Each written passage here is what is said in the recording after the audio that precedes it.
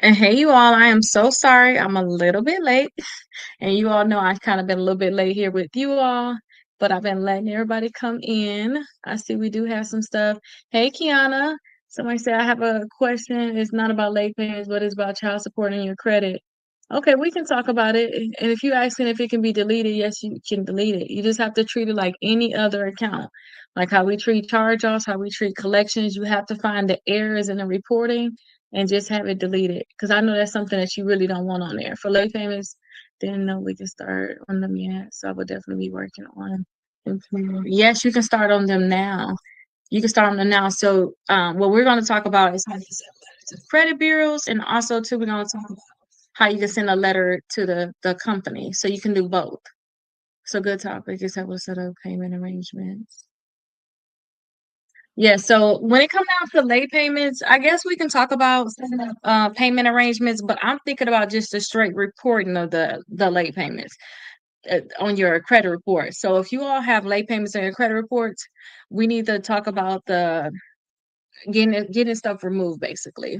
So we're talking about late payments and how much it hurts your credit score. So I'm looking at um day 22 inside of your workbook. Okay, so that's what I'm looking at now. So I'm just going over this with you. And if y'all have any questions, feel free to ask the questions. Even if you feel like I didn't answer it all the way, rephrase it, okay? And I'll be sure to answer it. Okay, so remember we talked about late payments make up 35% of our credit scores, right? So this is the biggest part of our credit. So this is a part that we really need to make sure that we don't have a problem with, seriously. Because one late payment can really drop your credit score like 60 to 100 points. Okay, so I remember when our credit was really good and I got one late payment out of the blue. It dropped my credit score 80 something points and I cried like a baby, like literally, y'all. So that's why I try to tell people put everything on auto pay, and then put it on there for just the minimum. You can always come back and pay more, but put it on there for the minimum. Okay, so in a 9 o'clock class, which is this one here, we already talked about that. So we already put all of our stuff. Well, I've talked to everybody, said, hey, put all your stuff on auto pay. So you don't have to worry about those late payments. Okay. So if y'all haven't already, I know I talked to you all about it too. The people actually been here since the very, very beginning. I talked about, hey, put all your credit cards on auto pay. And then when y'all get your new credit cards, automatically put them on auto pay too, because these late payments can really damage your credit and you don't want any type of problems when it come down to these late payments. Now, late payments can stay on our credit reports for about 7 years. So the longer you have the late payment on your credit, in terms of, hey, it's now been on there for 2 years, 5 years, the longer it's on there, the less it's going to actually affect your credit. But still, if you get that thing removed, you're going to see my credit went up 30 points. It went up 50 points, 80 points, depending on how soon you got it off. And then your other factors that come in that plays into your credit score. Okay, so today what we're supposed to do is we're supposed to write down how many late payments appear on our credit report, how recent they are, and then what actions we're going to take, like goodwill letters, payment reminders, to prevent this from happening again. Okay, so y'all can just literally list all of your accounts that have late payments here. Now, I am going to teach you all how to fully fill out the late payment letters because you all have four of them inside the course. So if you all purchase the books, then you all have four of them inside of the course. So I say get one of those letters and actually make sure that you mail the letters out to the company. You can also mail the same letter to the bureau asking them to remove it. Because again, this is all about just straight late payments. It's not like you're putting it on your regular dispute letter where you're telling them to like delete accounts because you don't want them to delete the account. You only want them to remove the late payments from your credit reports, okay? So again, a single late payment can drop your credit score like 60 to 100 points.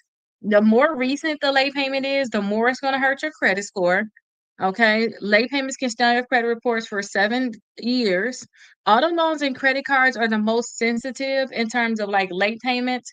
And don't forget to the worst thing about late payments, y'all, as to why it damage your credit so much, is that you can be late on it for a few months, right? And every single month you're late, your credit score is going down, down, down. I just saw somebody on TikTok ask me, hey, Keto, what do you do about student loans? It just dropped my credit score 200 and some points because of late payments. Yes, they do not play. I had a lot of clients. I won't say a lot, but I had a few clients, the same thing happened to them. with the student loans. Student loans at first they wouldn't mark people late. They had special programs where you didn't have to pay. Now they're marking people late. What a few months ago they was marking people late, and the credit score dropped so much. And the only thing I could tell them is, listen, you have to, for one thing, get that account back current. Okay, get the account back current, because if you don't get it back current, every single month is going to drop your credit score. Okay, get it back current, and then let's do a goodwill letter. And then for student loans, I'm okay with sending it to the bureaus. Honestly, I'm okay with sending it to the bureaus, asking the bureaus to remove the late payments. Okay, so basically update the accounts as paid on time, paid as agreed. I'm okay with that.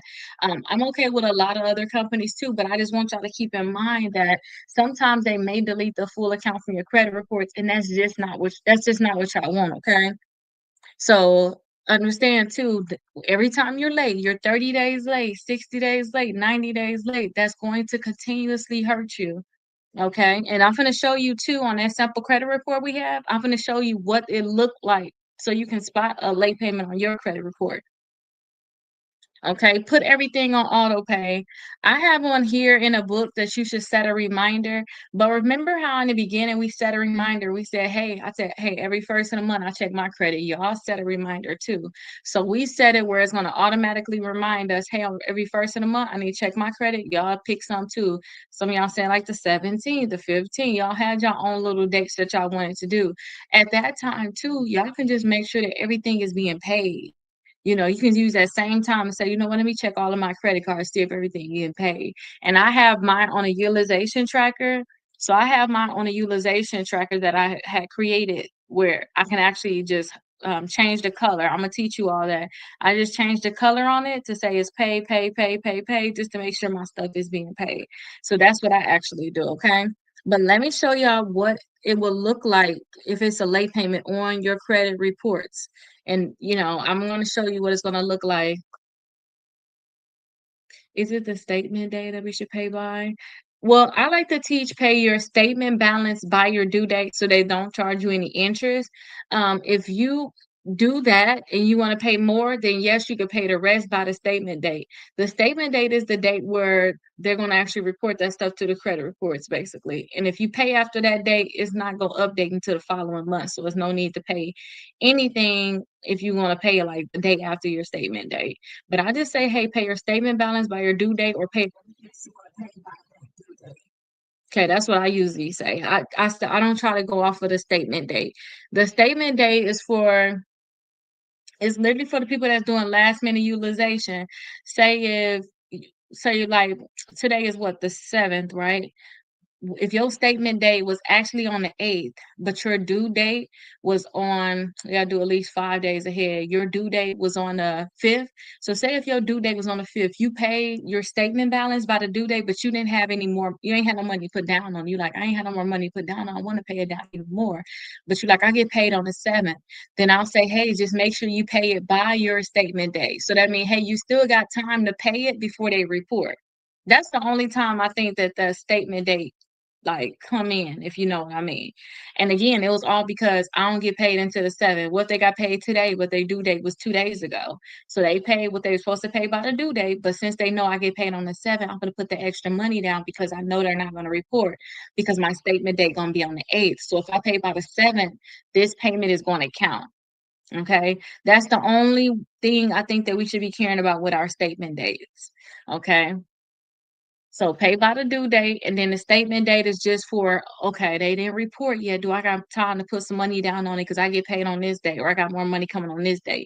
That's just to know if you're gonna catch this billing cycle, basically. Because if they go ahead, hey Eric, if they go ahead and say if they reported on the 7th and you still try, your statement date was on the 7th, then I would say, hey, I don't know, you may not be able to use the paycheck from your 7th to be able to catch that. I would say just call and confirm because I had that happen to me plenty of times. Call and confirm, and if not, put that money on another credit card. But that's the only reason why I would care about a statement date. Other than that, I really don't think that we should be caring about it. You bought the book? Okay, perfect. Perfect.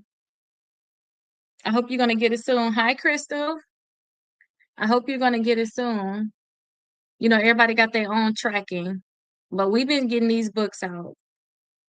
We've been getting them out, like usually if you purchase them, you get them like within 24 hours. Okay.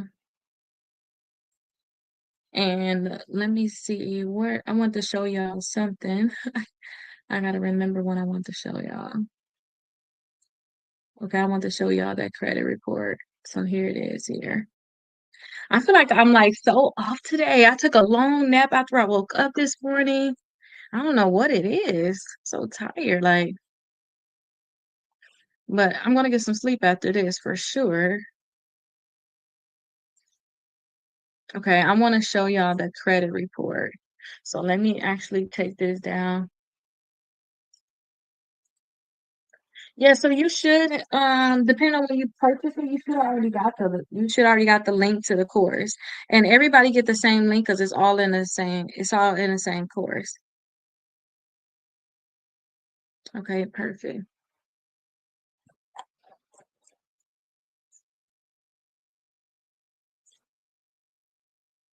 Okay, so let me see.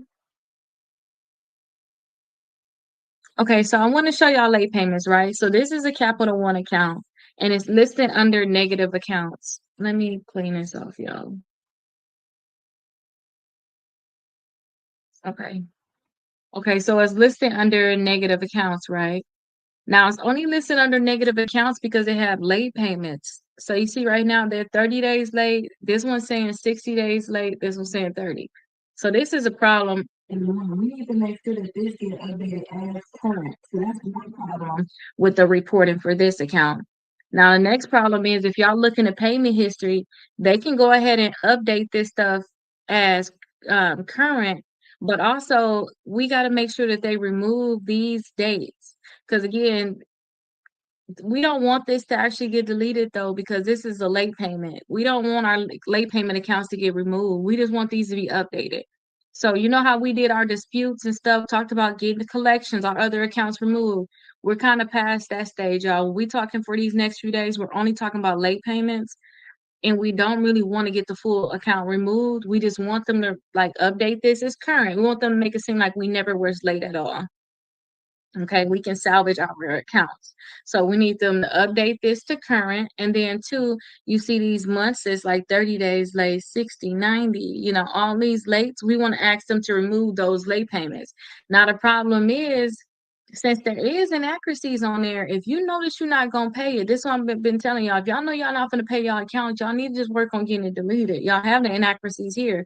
Y'all can add them to y'all same dispute letters, or since y'all already mailed out letters, y'all can just mail this one out separately. Okay, but I told y'all that when we did our dispute letters. Okay, because the thing is, excuse me, this one says 60 days late.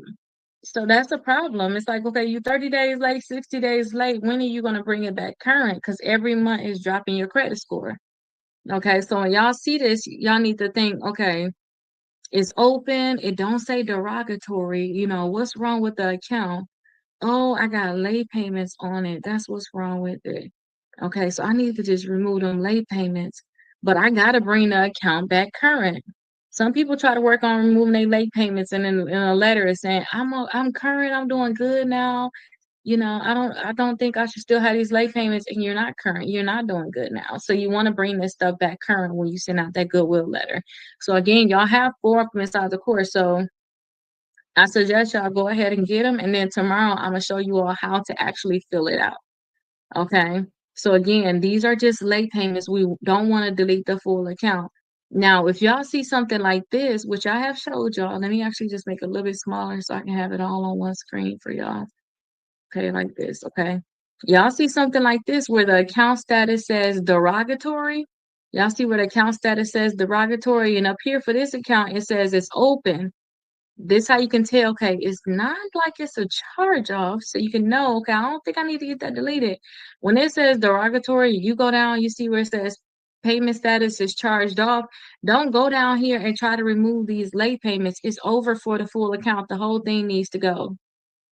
Goodwill letters can honestly go to both. You can send them to both of them. Okay, sometimes the companies will do it, but I also believe in sending it to the bureaus too, because the bureaus will take a lot more charge. So, like, say if you have these late payments on here, the bureaus may remove these late payments for you and leave you with this, and then you can send out another letter and ask them to remove the remaining ones, or they may remove these late payments and then leave you with that, either or they pick and choose which one they want to start removing, especially when you have a lot like this.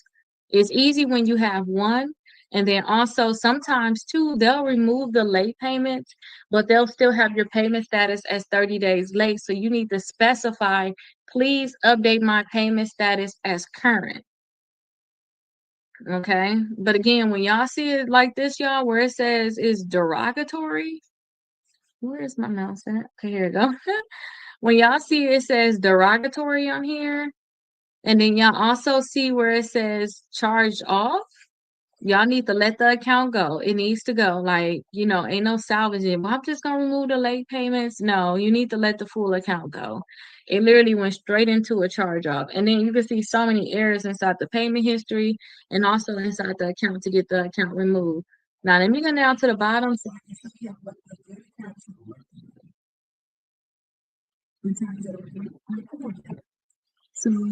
the open status, remember, that means the account is open. It's not necessarily like charged off for collection.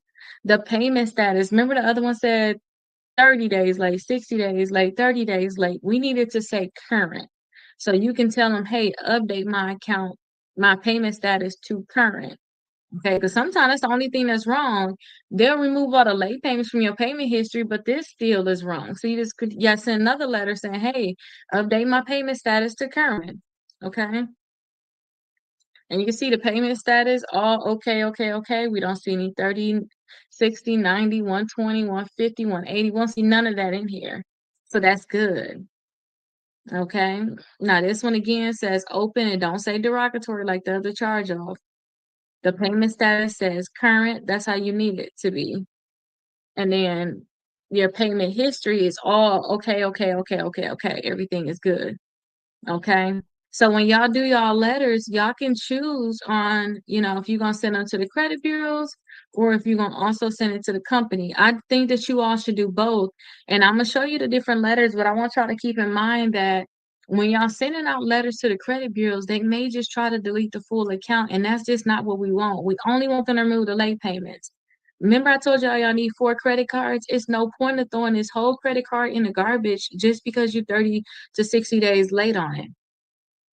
Okay. And then some people that's trying to buy a house, you're gonna say, okay, I just can't have no late payments for last year. So if your late payments is more than a year old, and if you send out a letter to try to remove all the late payments, if they remove everything, like the soonest ones, and you still got some that's over a year old, don't sweat it. Don't try to get the account deleted. You know, that's good. Y'all can still get what y'all want. Like, even if y'all have late payments, do y'all understand y'all can still get everything that y'all want in a sense? Remember I told y'all how to be delusional and still get the credit cards you want? So don't think that the account is over. Thank you, AJs. So don't think the account is over. It's certain things that y'all can do to be able to fix it. But tomorrow, what we're going to do is we're going to go over that dispute letter that you all have inside the course. I gave y'all 4 of them. I gave y'all one because somebody on here, when we first started, a few days said, hey, I have some late payments for my student loans. I said, okay, I'm going to add you one on there. But I just worked ahead and I gave y'all 3 additional ones. So now y'all got 4 letters that y'all can use. Okay, so anytime y'all buy any of the books, y'all can get access to that free course. All of y'all letters going to be inside of there. So I think the late payment letters, they're called goodwill letters too. Okay, so that's what it is. Request a goodwill adjustment. That's going to be day 23. That's basically that letter. And then I'm gonna teach y'all how to write it. So I'm gonna teach y'all how to write it so y'all can be able to tweak it, you know, make it your own. But y'all got it available in the course. Some people like, I don't care how much teaching you're gonna do, I'm not gonna get it, just do it for me. So I created it for you. But again, right now all we talking about is late payments and how much they're gonna hurt your credit. Okay. So late payments can definitely hurt your credit.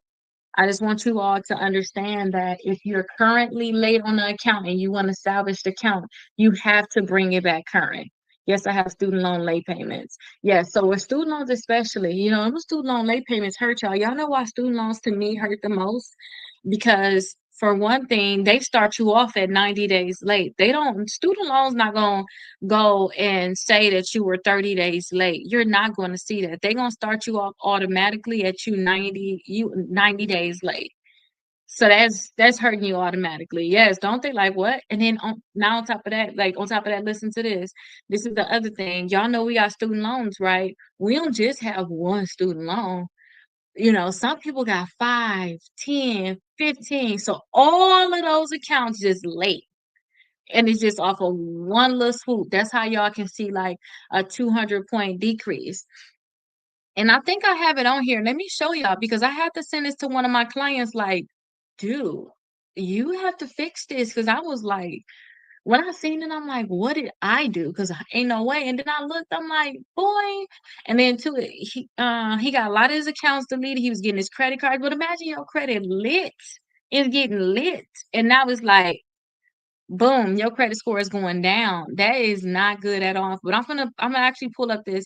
I'm gonna see if I find it because I actually took a screenshot of it because I just couldn't take it. I said I gotta tell y'all about that. That way, because guess what? They start telling you they're gonna don't forget they don't mark you late until you 90 days late. So they gave you ample enough time so y'all can actually fix it. Okay, so let me see if I can find it.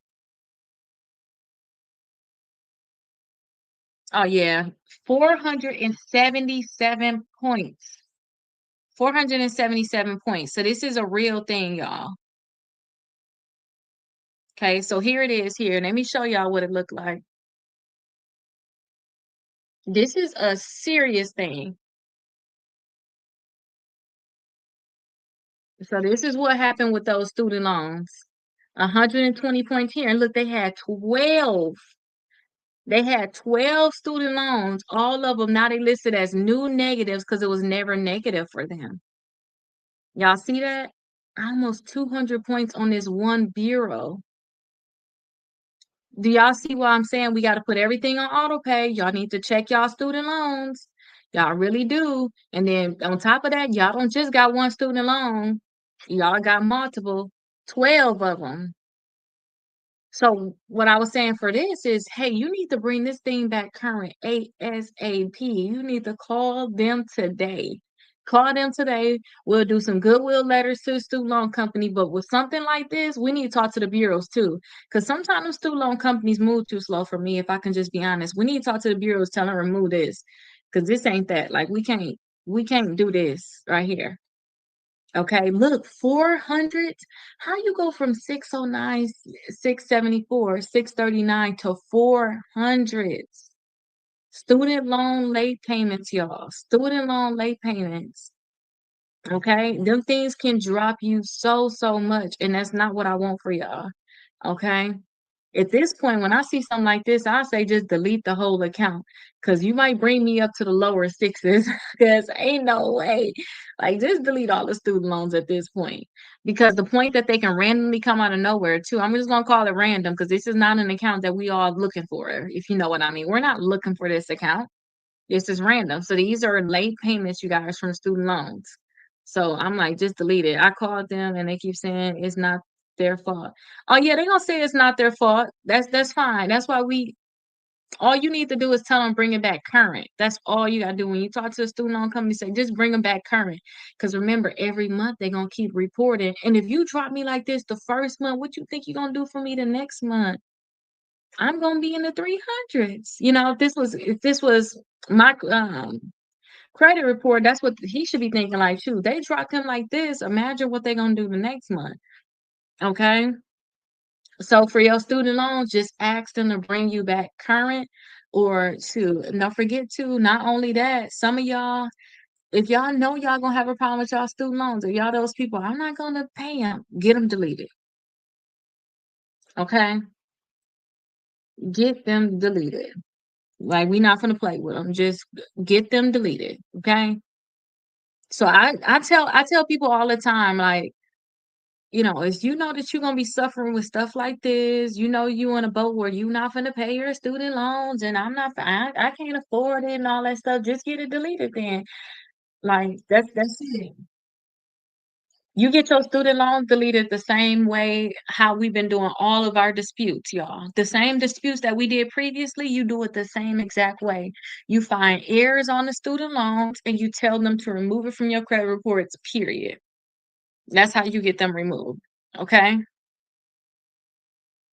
All of our accounts, even positive accounts, have errors. Let me take that down. That stuff depressing. Let me take that down for you. I'm sorry. You know, they whole screen get covered with just that. Let me take that down, y'all. But um all of our accounts are they got error. They all got errors on it. So you just literally handpick all of the different errors and you tell them that they need to delete the account because of all of these errors on your credit reports. Okay, that's all y'all have to do. Okay, so again, these can actually get removed, but again, too, I'm talking all that stuff saying you need to get it deleted. You're going to take a hit even getting it deleted. Your credit score gonna go up because now you don't have these new lates, but it's not gonna go back to where it originally was because the student loans was most likely like in his case, they were helping him in a sense. He had 12 positive on-time accounts, no problem. They're helping with the credit score. But once you get these accounts removed, then you got to think about it. You're still taking somewhat of a dip because now you got 12 accounts that's no longer your credit reports that was once helping you. But I always do the give and take thing. Are you going to pay it or not? Okay, well, you might as well just take the smaller hit. Y'all ever trade stocks at all? Have you ever traded stocks at all? And you know, they got the rule of the stock is going down, just hurry up and get out now. Take the small loss instead of take the small loss now instead of it just keep going all the way down. And then you like, I should have just been got out. Yeah. Every month they're going to keep reporting you late. And if you're not bringing it back current, it's going to continue to hurt you. Okay. So think about it like that. Yeah, I have to get a one-on-one call. Yes, and honestly too, y'all know y'all say y'all need to get a one-on-one call. I think I'm honestly teaching y'all everything. Y'all have all the videos, y'all have all the forms to be able to do everything that I'm teaching y'all. But I'm here to help you. But I'm gonna tell you the same thing, honestly, in the call. But as long as you're a member, I get on the phone with you for free. I just realized I have 3 different student loans from the same school. How? When you say 3 different, are you saying it like with a different servicer?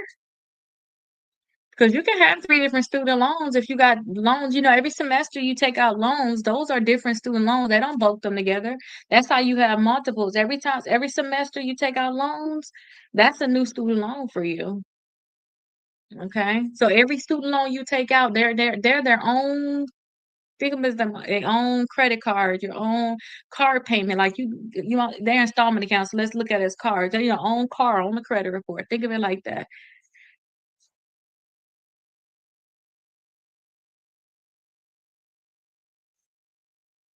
I just realized I have 3 different ones. Okay, wait, let me get this bigger screen. So they usually break into my semester.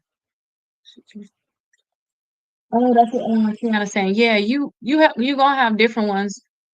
For example, if they give you $3,000, they will break it up into 3 different loans.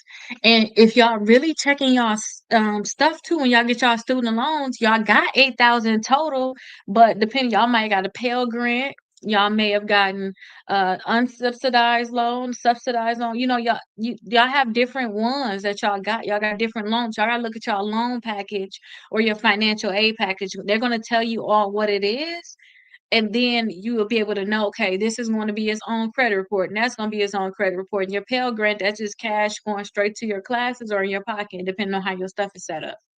Okay, so each one of those different loans that you're getting, they're their own account. They're their own account. If I pay the smaller one, is that acknowledging? So if I pay the smallest one, is that acknowledging them? I understand. I didn't know that. I think that I would have to pay each one for all different loans. Yeah. But they have a lot of programs. See if they offer it. Different payment plans. Yes, that's what I would do. Get on a payment plan immediately. Or to put a special note in there. You ever had a bankruptcy, Fast Fox? They are reporting as 3 late payments. Drop my credit score. What to do? You gotta just make sure it's current. Make sure it's current. And once you make sure that it's current, then you just remove those late payments because student loans help us so much, y'all. Those are the first accounts that we have a lot of times. They'll give us student loans fresh out of high school. Soon as we start school, they'll give us student loans. Oh, no bankruptcy. Okay, I was trying to add another book in there, my bankruptcy book. But tell me what you want to put in there because I don't know what to be creative, put a piece of candy up in there. I don't know. I still been stealing my kids Halloween candy. Yeah, I'm still in there, Halloween candy for sure. Mm. But they're reporting as 3 late payments. Yeah, so just make sure it's current, and then once you make sure that it's current, just remove it. Just send out the letters to remove the late payments, y'all. That's it. You'll take the bankruptcy book, but you don't have a bankruptcy. What you gonna do with a bankruptcy book? It basically tell you the steps for the bankruptcy. Do you have anybody that you're doing your credit with? Like, can I give you, um, wait, which one did you get? Let me see if I can see it on here. Jalea, can you check to see, somebody named Fast Fox, the order that they got? Give me the bankruptcy book. I can use it from my grandparents. All your grandparents need the bankruptcy book? Well, the thing is, when y'all order something, it's easy for me just to throw something in there because I'm already paying for the shipment for y'all. So that's why I have no problem like throwing an extra book in there a lot of times. Are you ordered all 3 books? Okay, are you doing credit with anybody else? I could throw it like I could probably throw this one book in there. I think this is the most important to me, if you're doing credit with somebody else. Or you can have it for if you ever mess up your credit again, you can fill it out again or throw one in there. But yeah, usually um if y'all already ordering something, then it's easier for me to throw another one in there, especially for the shipment because they already give me the shipping label. Like, so like we had a promotion where I was saying, hey, buy the 2 books. I buy these 2 books, right? I was doing buy these 2 books, and it was only for a set amount of time, and then I'll give you this one for free, right?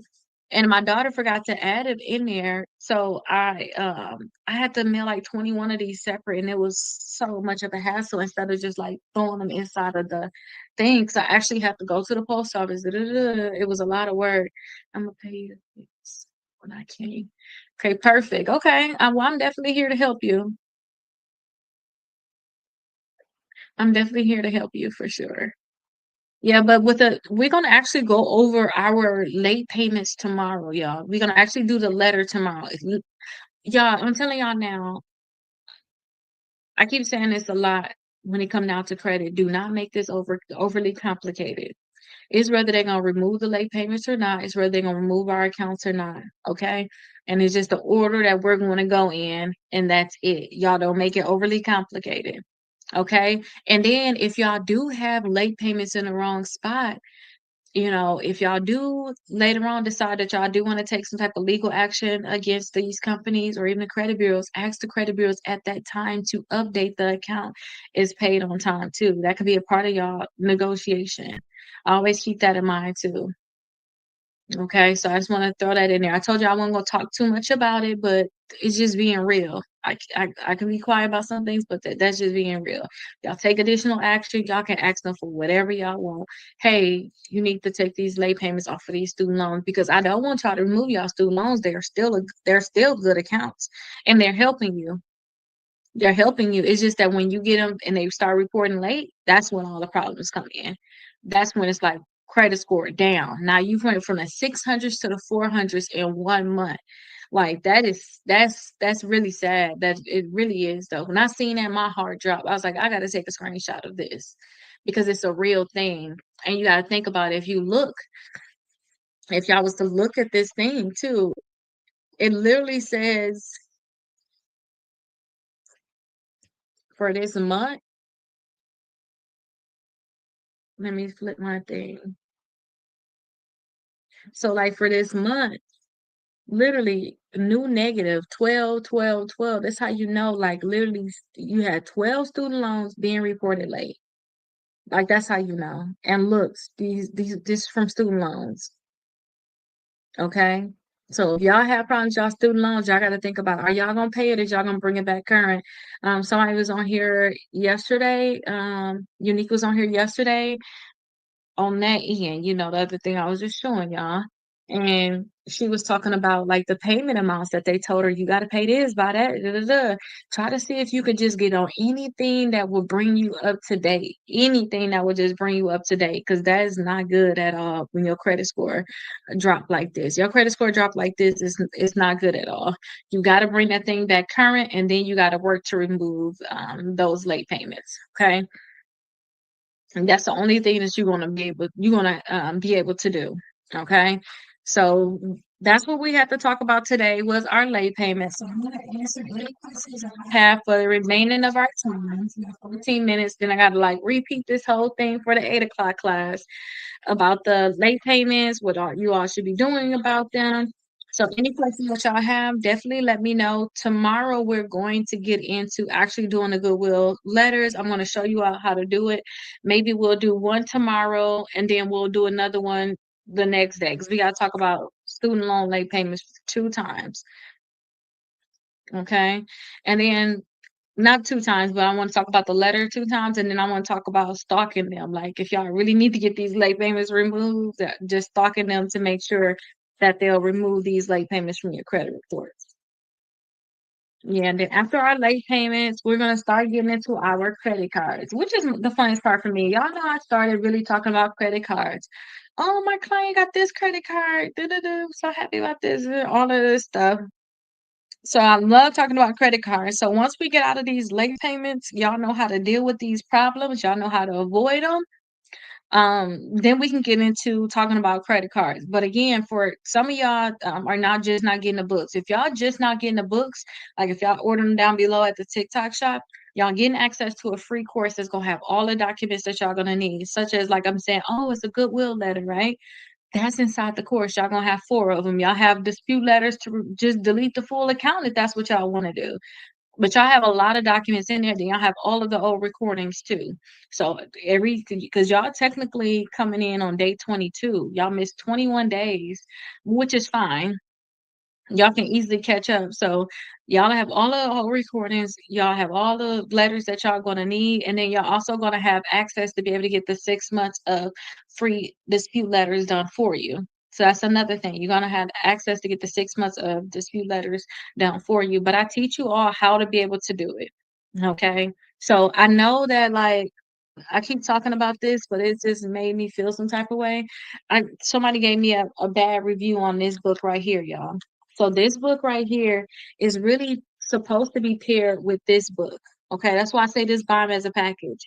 So this book right here, Raise Your Credit Score 100 points in 30 days, is supposed to be paired with this. It can be done. It can be by itself. But when y'all get y'all books, y'all, this is not to me, this is not the best part, the books.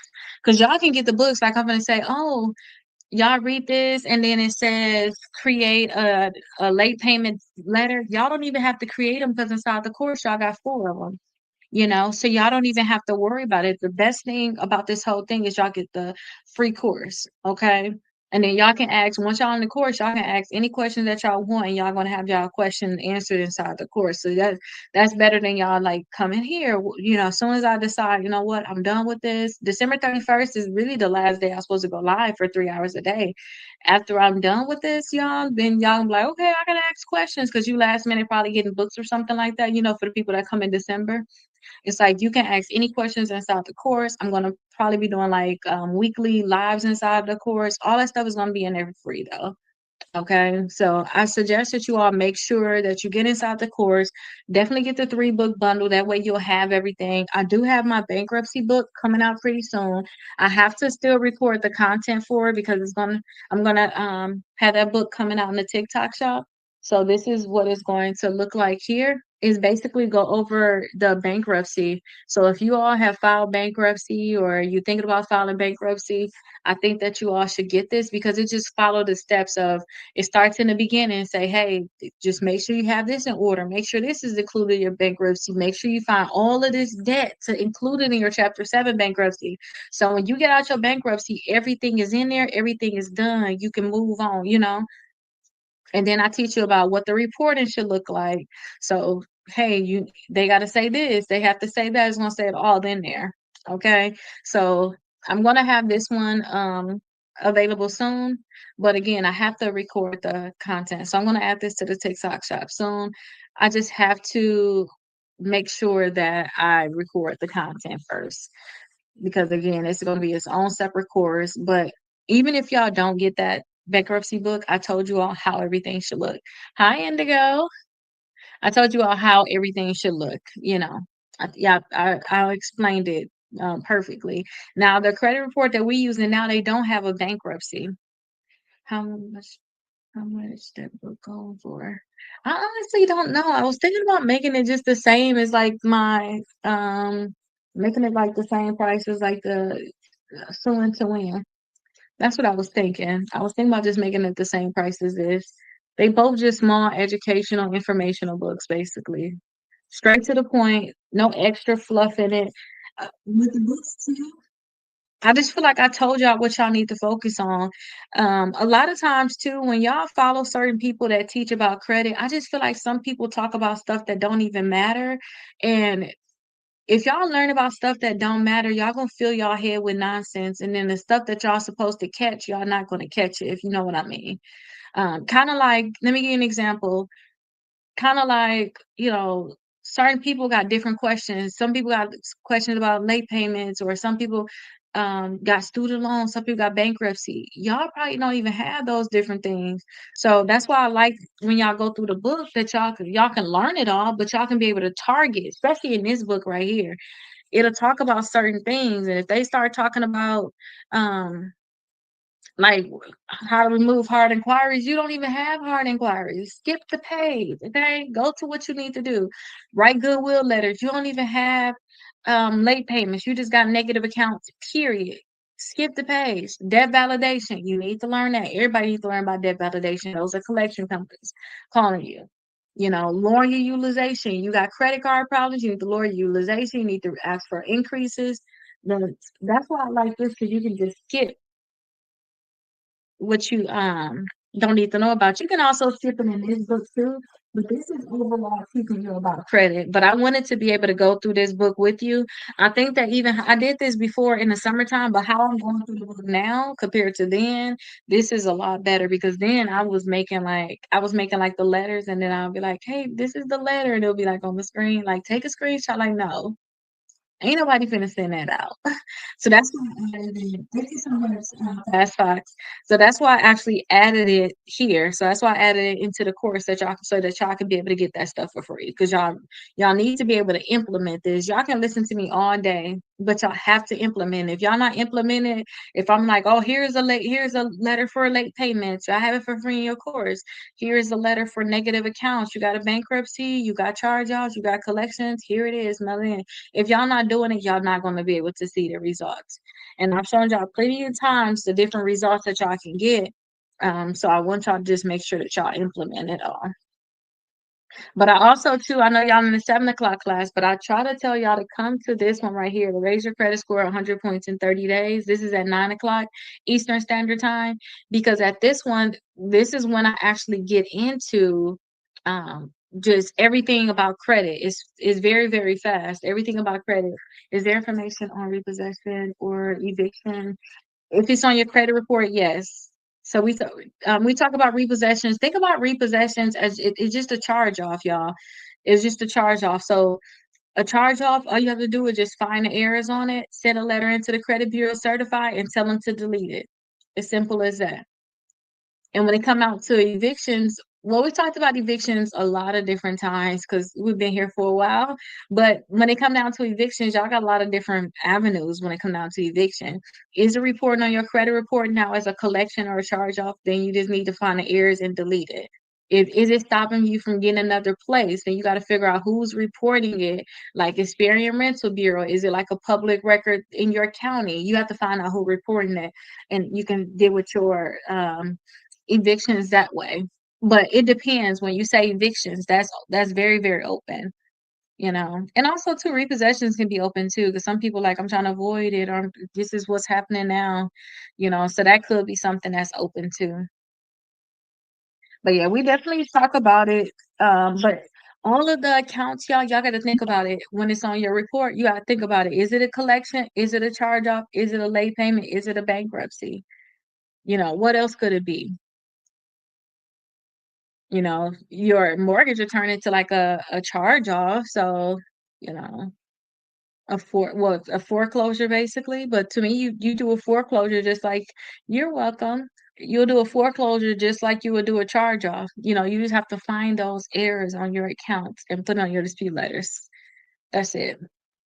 All right. So for today, we already went over debt validation a lot with y'all, but I have to go over debt validation with them. So that's what we're going to do today at 9 o'clock. So y'all can really skip today if y'all already went over debt validation. If y'all didn't, then y'all should come. If y'all did not go over debt validation, y'all just not coming in, then y'all should learn debt validation. That's dealing with the collection companies. That's avoiding to put on your credit reports. If they're calling, texting, emailing you, or sending you something in the mail. Hey, y'all have that free letter inside the course. Thank you so much, Fast Fox. Y'all have that free letter inside of the course. Y'all just mail that out to them certified. That should stop them from calling y'all, texting y'all, doing anything until they send y'all the documents. And it's going to stop them from putting on y'all credit report. So we're going over debt validation with them. And then look, y'all, they doing goodwill letters tomorrow, but y'all doing goodwill letters tomorrow too. So I'm talking about goodwill letters all day for 3 hours basically. And then I'm gonna teach them how to lower their utilization after that. But I think that y'all should come into this one because they're gonna be done with this November 30th, right? So while y'all still doing everything that is in this book, which is the 7 o'clock class, they're gonna be done with this one November 30th. Again, but this one still is everything that's inside of this book. I started doing this book with people in the summer, yeah. I was bored out of my mind. So I was like, y'all know we can get y'all credit scores up faster because you see these results right here that y'all see the credit score increases. Those are real results from my clients. I was like, I can get y'all credit scores up faster if y'all do this faster. So that's why I was like, okay, let me create this book because I was bored out of my mind. I'm like, I can't take this. And that's only because, I messed up my credit so many times, y'all. If I could be honest, I got lawsuits, y'all. I got lawsuits. I got settlements. Y'all should know I sued for a reason. Like, you know what I mean? But my credit, let me not say I messed it up. My credit was messed up so many different times. So at any point, I mean, your credit can be just devastated. I know how to be able to bring that thing back to life in 6 months. I don't care where you're at. Okay. So that's why I was like, we need to just do it like this because we prolonging something or we just make it harder than it have to be. And that's probably just because I went through it so many times, and each time I get better, I find new tricks, I find this, I find that. But the way I found now, especially with this right here, the way I found with this, I think this is really the best way, honestly. And people say it's not that much in here. You don't need that much. It say remove your inquiries, do this, do it. Like what more do you got to do? Like you don't need to read about inquiry and this and that. We talked about inquiries yesterday. You need to call the credit bureaus, tell them to remove it. And if they don't remove it, I gave y'all all a free letter and I actually filled it out. Okay, so it's as simple as that. You need to remove your inquiries. Okay, don't overthink any of the stuff. Okay, that's in here. I'm gonna DM you because I'm like, you do it for me, expert. Yeah, so Fast Fox, when you actually get inside the free course, right? Because don't forget you got the free course with all your letters and everything. It's gonna say 6 months of free letters. Just do that. Do the 6 months of free letters, and then the fifth step that you're gonna have is gonna be, hey, you can sign up for our membership for $29 per month. That's just a direct membership, so where you can always have access to talk to me whenever you want to talk to me. We'll mail out all your letters that you want, and that's my team mailing out. But you have something called premium disputes. Once you're a member, that's what I mail out your stuff, certified mail. And I wish I had. Well, I do got somebody in front of me.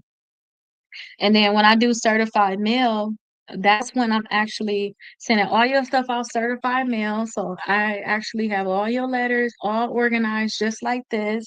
And Fastbox 2, that's where I'm also setting it up to where if you wanted to, I'm not saying that you're going to be successful. I can't even trying to guarantee anything, but I'm saying the steps I know to be able to get money deletions and results, you basically having it all set up that way. Okay, so some of my clients y'all send them to an attorney, but I really wish that we would sue our own instead of waiting on these attorneys. I honestly wish, but it is what it is. But again, all you gotta do is do the 6 months. Once you inside the course, do the 6 months, and then you're gonna talk to one of my assistants named Esther. She's gonna say, "Hey, do you want the membership?" Yes, I want the membership. Okay, and then tell her you want to do premium disputes. It's as simple as that, where you basically send them all out certified mail, which is these were our examples that we used the other day. So I'm just gonna send out certified mail. So I'm gonna track everything that we mailed out basically. And I only, if I can be honest, I only talk to people that set off certain. I not only talk to them, but I look at the other ones, but I don't create them. I only do the ones that certified because it takes so long for me to be able to do that. And I just know if you send them out regular mail, you gonna have me in my feelings when I look the next month and ain't nothing happening. And then we ain't gonna be able to do nothing. I'm gonna be sad. So I know instead of me being so emotional, because those letters do work. But I know at the end, if they don't delete the stuff, I would love for you just to take legal action. And some people don't do what they need to do, so we can take the legal action. Let me see if I can put us on some music, y'all.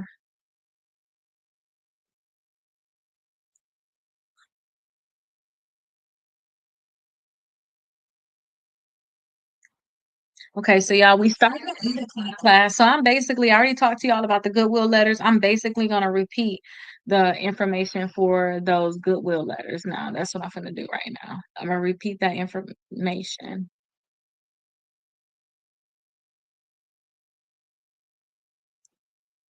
Okay, perfect.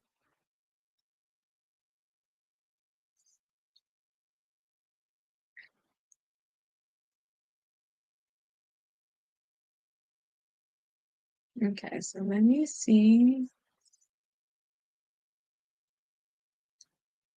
You okay, Chun Chun? Because I can hear you.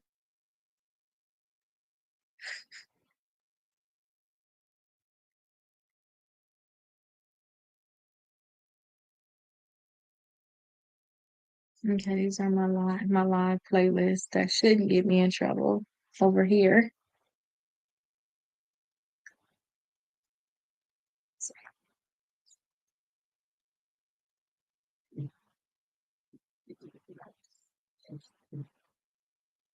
Okay, perfect. All right, y'all. So we got 2 more minutes, and then I'm gonna repeat everything that I talked about earlier.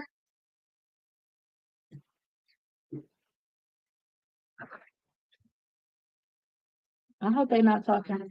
I don't want to have to talk too loud and lose my voice.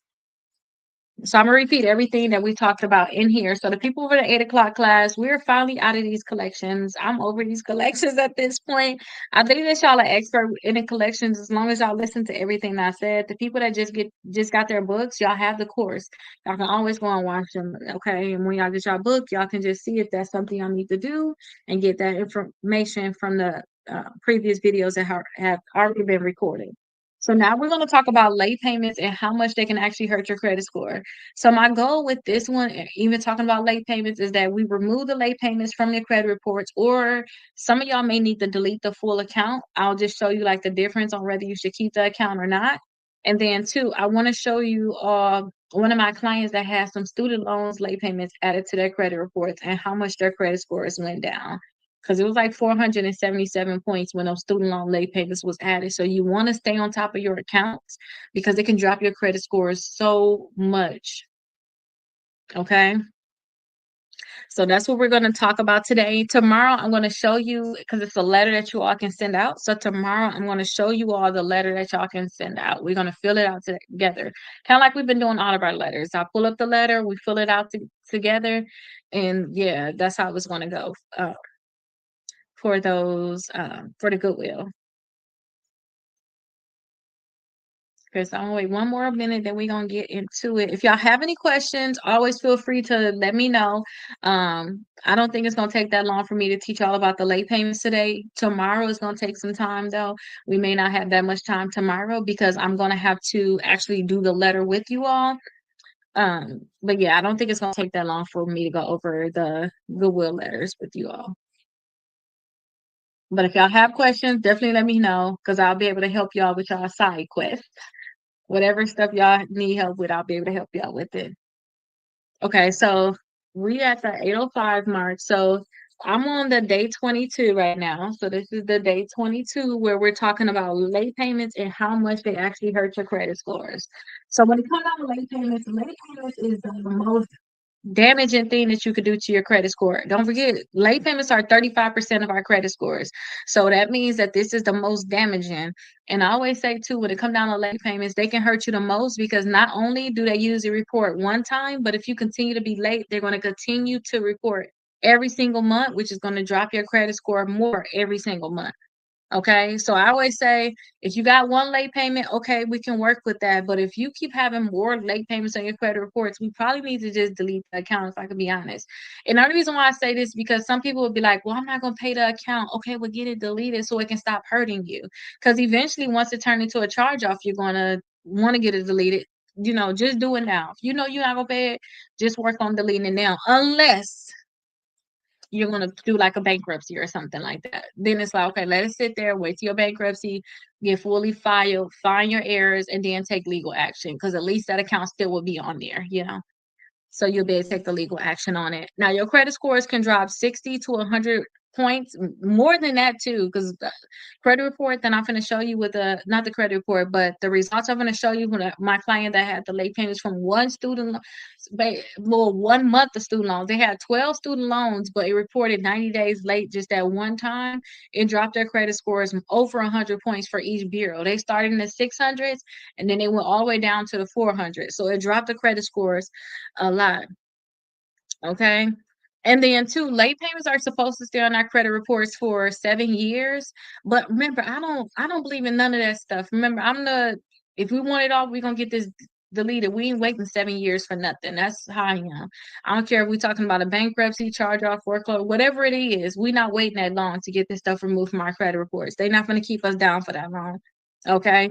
But if you were to get a late payment today, that late payment is going to hurt you more in terms of your credit than somebody that has a late payment from 3 years ago. Okay. So check out. Okay. I'm going to look them up because I don't know what that is, but I always listen to y'all because y'all teach me so much as I teach y'all. Y'all put me on, I'll put y'all on. I'll definitely look it up. But if y'all have a late payment from this month, compared to you got late payment 3 years ago, the one from this month gonna hurt you more because it's the most recent. So if I'm a real estate broker, so when people are trying to buy a house, I always I always tell them, hey, they're not gonna want to see late payments from the last year. So them late payments from 3 years ago, they're not gonna affect you at all when you're trying to buy a house either. But those late payments from this month, yes, it's gonna affect you. They're gonna say, hey, we got to wait a year from these late payments. But I'm like, okay, no, let's remove the late payments and move on. Okay. And I always say, hey, put your stuff on auto pay. So in this class right here, and even in our class too, the 8 o'clock class, I told y'all already, put all your stuff on auto pay. Make sure y'all got 4 credit cards, something I always say.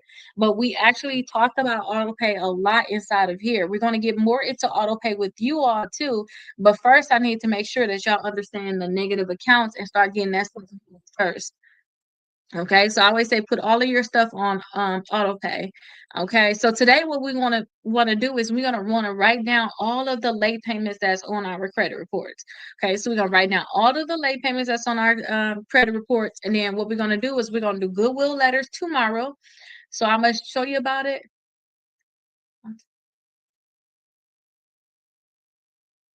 Okay, I'm at the let me screenshot this so I can see.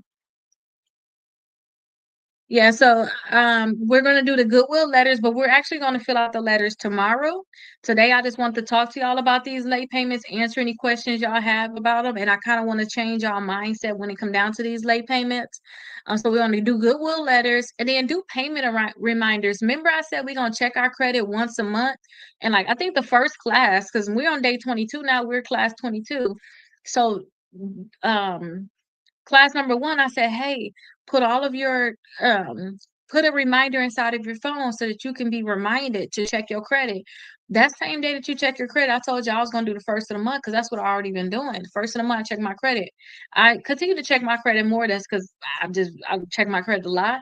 But I said, hey, for the first of the month, I'm gonna check my credit, but at the same time too, I can just be checking, make sure everything been paid too. I don't just have to check my credit report.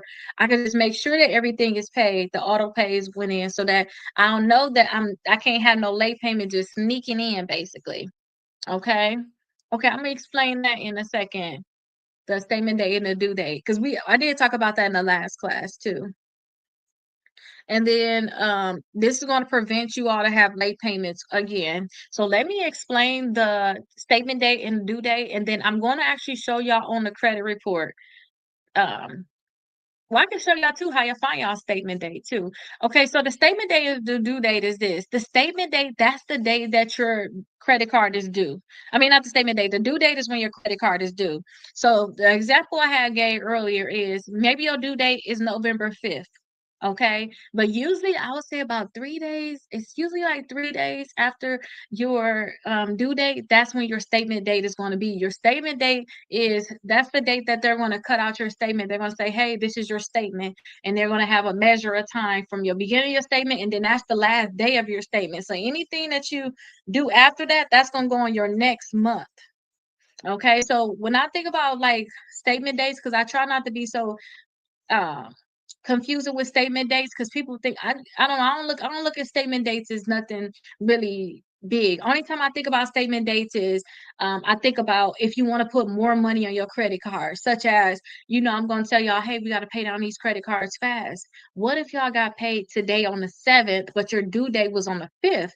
I'm going to say, hey, as long as your statement date did not come, which technically we're going to say is tomorrow on the 8th, you can still put money on that credit card and they'll count that as a payment for this month. Because when they touch the statement, so the statement date come tomorrow, after that, whatever your balance is, they're going to report that to the credit bureaus. That's what they're going to report to the credit bureaus. Okay, so I say, okay, your due date was really on the 5th. That's your due date. Your statement date is on the 8th. You got paid on the 7th. If you want to pay more, you can pay more, and that will count towards this month. If you say, "Oh, I'm gonna pay it on the 9th," well, your statement was cut on the 8th. Okay, after your statement date, that means that whatever your balance is at that time, that's what your statement balance is going to be for next month. All that stuff is going to dictate what is going to be due for next month. Okay, so think about it as it's all over now. Okay, so think about it. You know how we like, oh, the 30th is our last day of the month, or our 31st day, depending on the day, right? Think of your statement day as being like the last day of that month. Like that's it. For what you did in January is not going to be here for February. So think of your statement date as, okay, after this, all that stuff, they're going to report whatever that was for last month to the credit bureaus. I'm going to start something new for the credit bureaus the next day. So I only think about statement dates if you are trying to pay more on a credit card. That's the only time I think about statement dates. Other than that, or two, if you want to see when they're going to actually report to the credit bureau, so you can like, okay, my credit score can go up because I paid it out real good. So this gonna be my statement date. That's when my credit score can go up. So I'm like, okay, I'm checking on the 9th because I should be able to see something, because my statement day is on the 8th. I know on the 9th my credit score should be going up because they're reporting whatever your balance was on the 8th, on your statement date. Whatever that balance is, that's what they report to the credit bureau. So that helps with your utilization. But let me know if that helps you. But that's all I think about with the statement date. Okay. And then I always tell people pay your statement balance by your due date so they can never charge you any interest. So that's what I say. I say pay your statement balance by the due date. They can never charge you any interest. And then just pay as much as you want to pay by the due date. But do know that you do have until the statement day to pay it. But I hate to think about it like that only because it was times where I got caught where it's like I was like, okay, I'm gonna put $2,000 on this credit card to pay it down. And something happened with the bank where it's like I literally tried to pay it on a day that I'm thinking it's gonna report. I'm like, okay, if I pay it today, it's gonna report the next month. And then the bank do something funny with my payment to the point where they still report my older balance. Like they didn't make the payment go through or whatever the case. So I'm like, dang, okay. So now they're gonna say, oh, we put that on your next month. No, I needed that for this month because I could have put this money on a different credit card. Because once that statement come out, y'all, it's it. Y'all can't go back and say, I'm going to add more money. No, no, no. Y'all need to put that on the next reporting credit card to get your credit score down. But we're going to talk more about that when we talk about utilization. But again, that's all I care about with the statement date. I don't care anything about the statement date, really, other than when is it going to report. The due date to me is the most important. But I hope that actually helped. So let me show y'all how much. Oh, wait, hold on. We got a question. I don't want to ignore y'all over here. So statement date is the 8th of every month. So will they report then? I wanted to use for something. but I'm right at 29%. Okay, so this is another thing. You know what? You did bring up something. So she's saying that so the statement date is the 8th of each month. So will they report then? I want to use it for something, but I'm right at 29%. So the thing is, I found that this is something I do think about with the statement date, but I never thought of it this way. So if I do want to know my statement date, I guess still the same sense. So you saying that your statement date is on the 8th. If I know my stuff's supposed to come out on the 8th and I wanted to, like sometimes what I'll do is I'll pay down my credit card, but I know I don't have the money to just let the money stay there. So say if you got $1,000 credit card, you pay that off because you just wanted to report to the credit bureaus that you paid it off. But you know dang oh well that you need to spend that $1,000 on your bills. You only paid it down so your credit score can go up and your utilization can go down. So I would always say on my statement day, I will go ahead and I can spend the credit card because it's gonna take 2 days for it to post.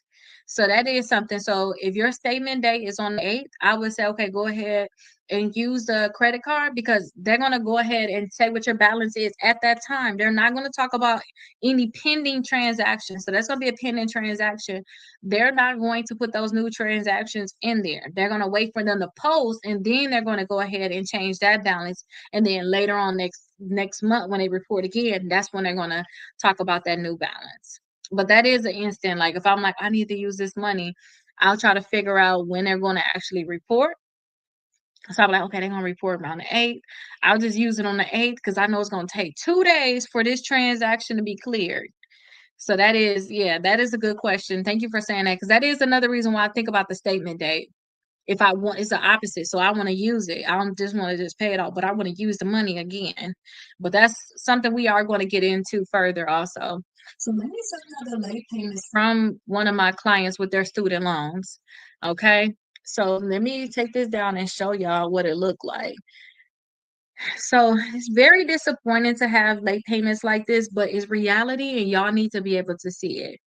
Okay, this is why I tell y'all need to stay on top of y'all late payments because it's a real thing. So you can see they Equifax went down 120 points. And you gotta think about it. Hey, how are you doing, YK Titus? So I I don't see none of this stuff, y'all, until it actually hit. So when I seen this right here, y'all, I freaked out because I was like, first I see your credit scores, then I gotta go look at your credit report and see what happened. What happened? Okay, so I look at this and I'm like, what the heck? And then I'm like, okay, new negative, new negative, new negative. It's 12 new negative. They got 12 student loans and they all was reported at 90 days late. Okay. Don't forget when y'all student loans finally report you as late, they report you at 90 days late. They don't go in and report you at 30 days late or 60 days late. They go straight to 90 days late. That's why we have to talk about late payments because I need y'all to be able to avoid stuff like this. Look at this credit score, 674. A lot of y'all to be so happy to have that, but imagine in 1 month you knock it down this amount. Remember, right now we're doing this right here. The raise your credit score 100 points in 30 days. So we like, ooh, 129 points increase. They knocking it down more than we even getting it up. This is over 100 points in 30 days. Decrease though, not increase. So if you all have a problem like this with y'all student loans, y'all have to bring it back current. Okay. Once y'all bring it back current, then we can work on removing those student loans from your credit reports. Now, if you know you're gonna be one of the people that say, I'm not paying my student loans and you're gonna on and on about these student loans. Okay, well, you need to get it deleted from your credit reports. So we're gonna talk about that. We already talked about how to delete these accounts, or we're gonna talk about it more because right now we talking about late payments, and sometimes y'all might need to just get the full account deleted from y'all credit reports, okay? So in that case, they can bring it back current. If they just say, well, they want this much money and this and that, and you know you can't pay it, then we need to just work on you probably just removing a full account. That's probably gonna be what we're gonna have to do. Like just get the full account removed then. Okay. So let's actually go down here. Let me show y'all the credit report. Okay, so let me see right here. Okay, so here is a sample credit report that we've been using this whole time, right? So this is credit. This is Capital One. So I want to show y'all what a late payment will look like. So late payments, they'll still mark your account as open. So account status is open. So they'll still mark it as open. But when you come down here, you will see late 30 days, late 60 days, late 30 days. These two bureaus are late with their reporting. Okay, but this is what a late payment will look like. So if y'all have something like this, then y'all need to have them update your payment status to current. And then y'all have to have them remove the late payments from your payment history. Oh, excuse me. So right here you see 30 days late, 60, 90. You got to remove all of these late payments from your payment history. And as you get them removed, your credit score should go up because these knocked you down, especially when it's like these. This is an old report, but you got to think about these are the most current 30 days, 60 days late. What are you going to do? 90 days late? Are you going to pay this or get it? You want to just get the full account deleted? Okay. And remember, I was telling y'all about um knowing your statement date. So they statement date is most likely on the 18th. Okay, so you see where it says on here last reported? Every month they're gonna report on that same time. I don't believe this one here. I believe this one say 18th, that say 18th. So I believe that they're reporting on the 18th of every month. So that's how y'all can know what y'all statement date is. Y'all can call them, find out, but y'all can look there and find out what y'all statement date. So last reported, again, both of these says the 31st. So they reporting on the 30th, I would say the 30th or the 31st, sometimes the first. That one is tricky. Okay, them on collection, so we don't care about when they gonna report. It don't make a difference. Them not open credit cards. But when y'all have late payments like this, yeah, go ahead and ask the question, Drama. If y'all have any questions, feel free to ask me any question that y'all have, and then I'll answer them. Okay. If y'all have late payments like this, 30 days late, 60 days late, 30 days late, y'all need to bring the account back current. Okay, y'all have to bring the account back current and work on removing late payments. So y'all need to come up with some type of payment and then y'all need to work on removing them late payments. Is it bad to pay the smallest or try to dispute all the student loan account?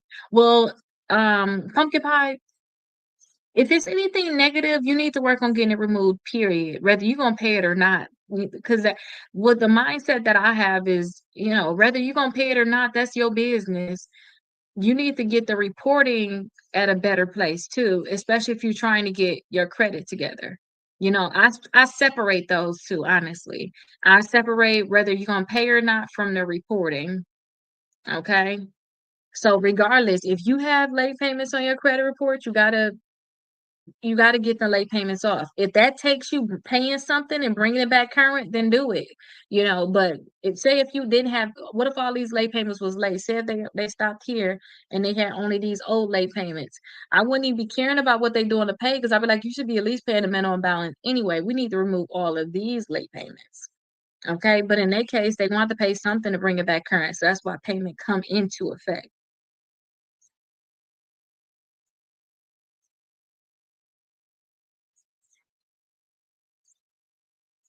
Can I show? Yeah, but how you gonna show? I don't know. I'm scared to do that. How you gonna show it to me? Well, I guess you couldn't show me nothing bad. Let me look at your account. Yeah, I don't know about that. I don't think we should look at nobody credit reports right now. I'm sorry, drama. But you can send me screenshots in my messages. Just be scared of what could go wrong. But do y'all understand what I'm saying too about y'all? We worried about the reporting, paying, and all of that stuff. That's secondary in a sense. All we thinking about is y'all getting y'all credit scores right. Whether y'all have to pay to get it right and not pay, that's something that we're going to have to decide as we continue to go forward. That's going to be a different thing. Okay, so I showed y'all now how this payment status right here is 30 days late and 60 days late, right? And then they got a lot of problems in this payment history.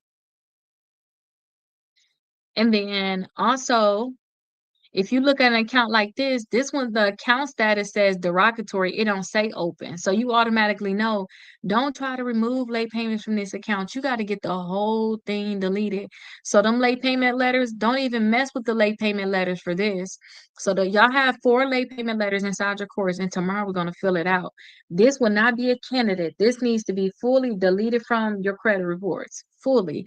And you may say, well, Rakita, is late payments on here. Okay, but it's charged off. It's over, like we gotta get that thing fully removed. Now let me show y'all what a good account's supposed to look like, because y'all need to know which accounts to include in y'all letters.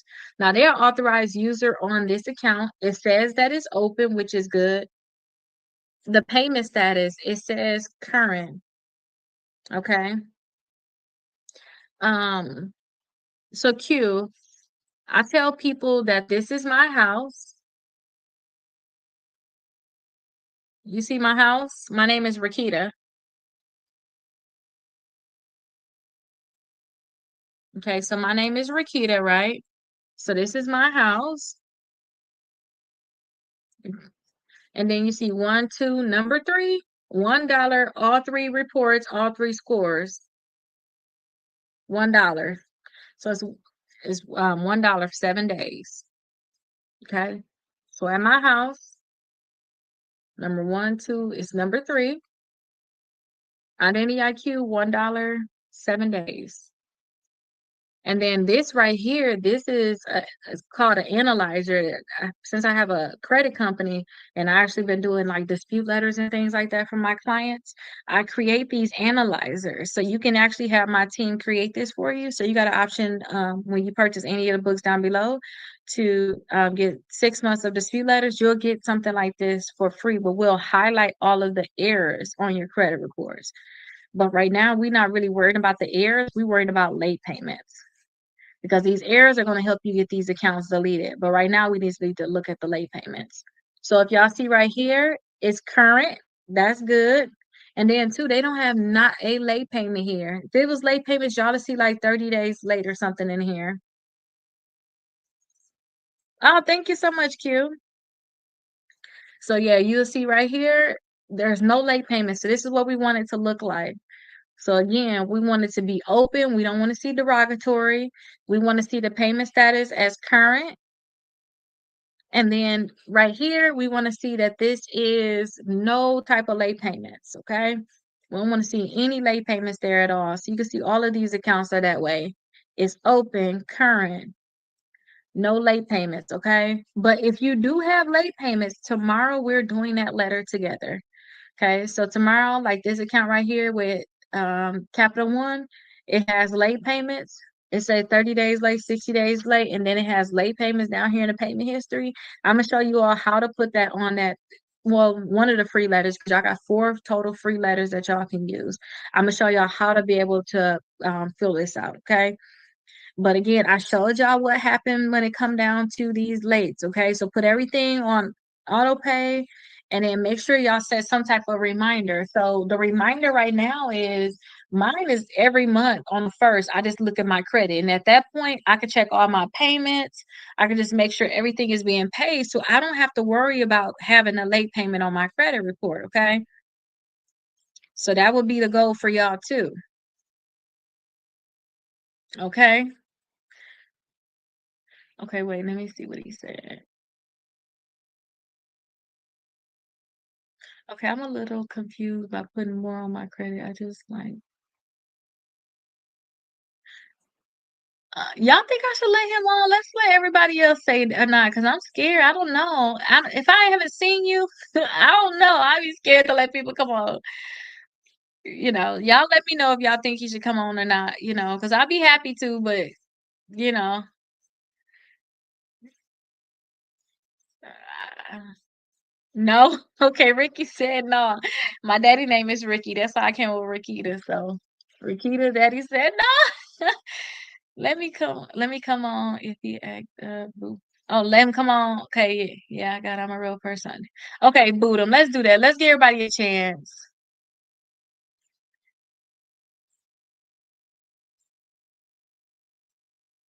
Okay, let's let them come on, y'all. Let's just see, because we ain't got nothing else we doing right now, right? I taught y'all all about late payments. Y'all got questions? Let me know.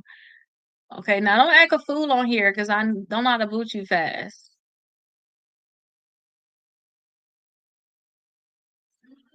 Yeah, I can hear you.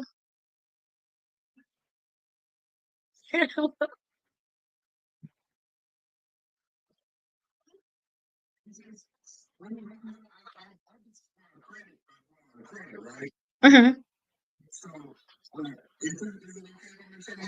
If you want to, let me put this in big.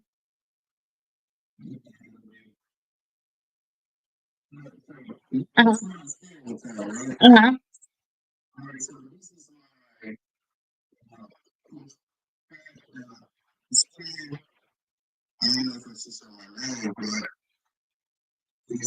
Yeah, I can see it better. I think I expanded it better. Okay, good.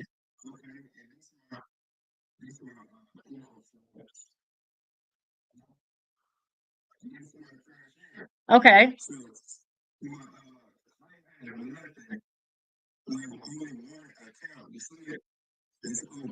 Uh-huh.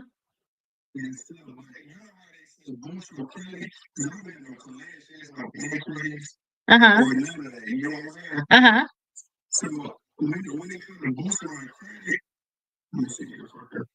You talking about the Experian boost? You talking about the Experian boost? Oh yeah. Yeah.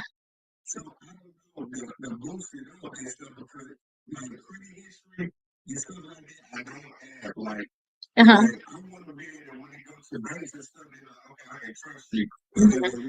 More than one account.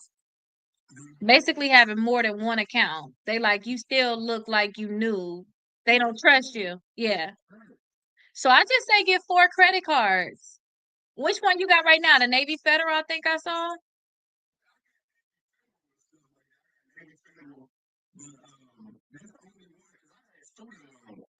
Uh-huh. Okay. That's good.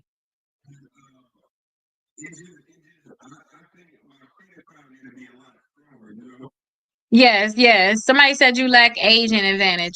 And I always tell people get 4 credit cards.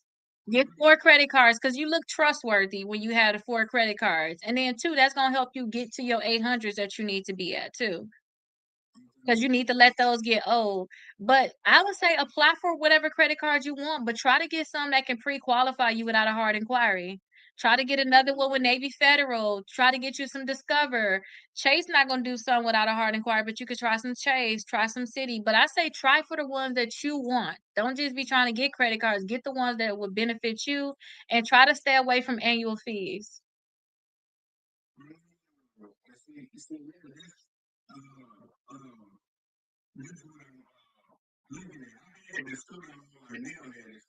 Uh huh.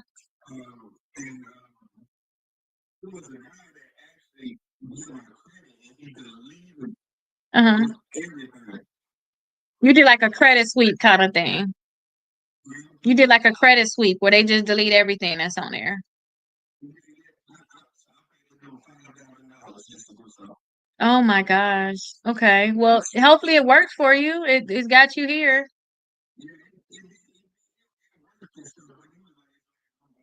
Yeah.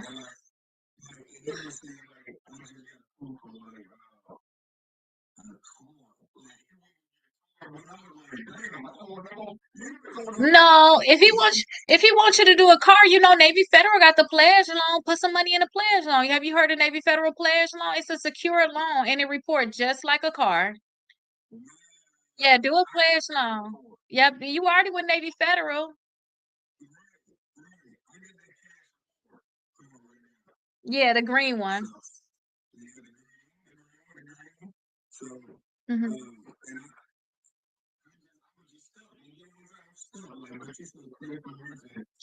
Yeah.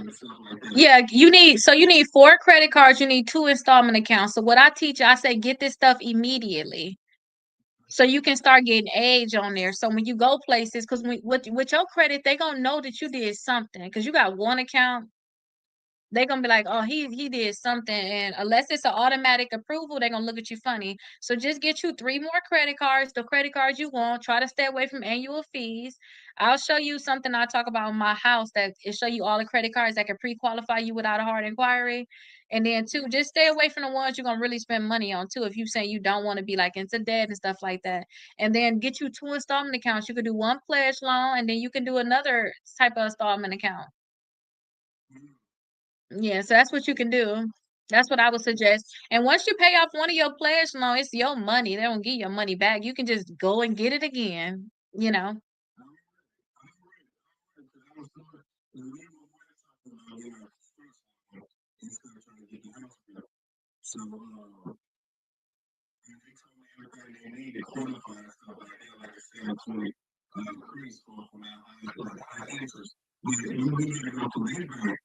Oh. Mm-hmm.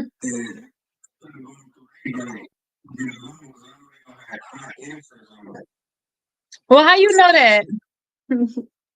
How you know they're gonna have high interest? They told you. They at least to tell you what the rate gonna be.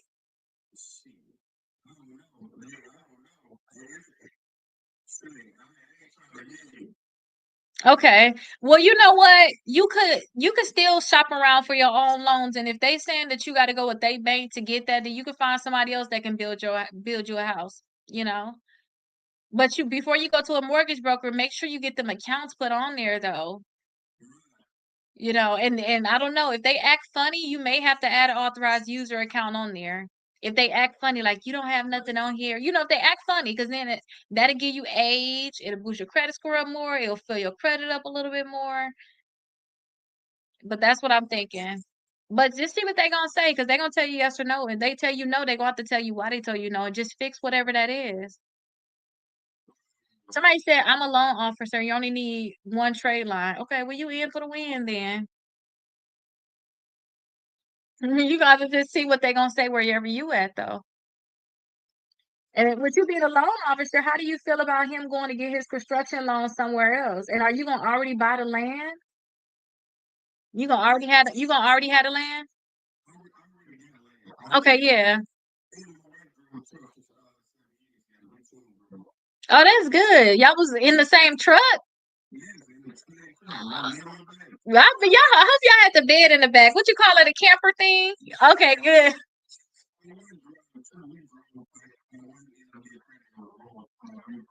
I bet. Y'all in the thing all day.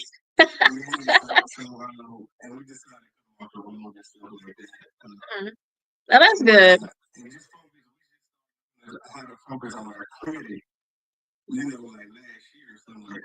Mhm.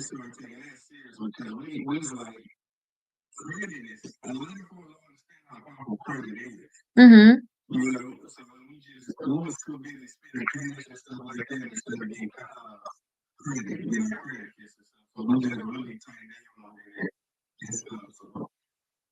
Okay.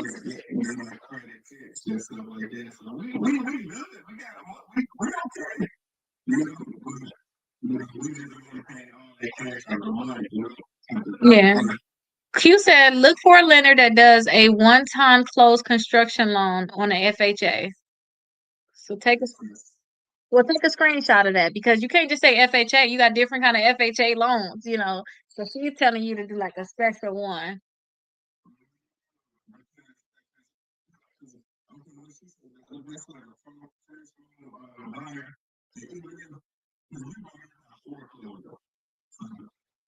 Yeah. I only bought foreclosures. I only had bought foreclosure. I never bought like a straight house. I bought 5 properties before. I only bought foreclosures. So you was on the right track. So maybe you should not go and buy. I don't like it. Yeah, but with the FHA, don't say that's first time home buyer. Don't forget y'all can qualify for an FHA loan as long as you don't already have one. Or if you move it to a different state and you can come up with an excuse why you really need another one, you can get another FHA loan. You just need to get out of that. You need to refinance out of that, and then you can get another FHA loan. You can get refinance into a conventional, and then you can qualify for an FHA loan again, as long as it's gonna be your primary residence. Yeah. So that's why I'm like, change the lingo. Just, certain things we just need to know. That's it. Because you may be like, some people that be single, I say, y'all would be better off buying a four family, staying in it for like 2 years, refinance it, and then now that's your rental property, move into another four family.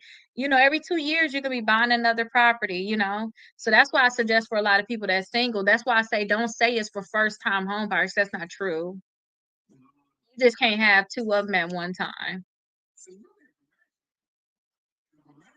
Uh, well, I've been doing this for a while.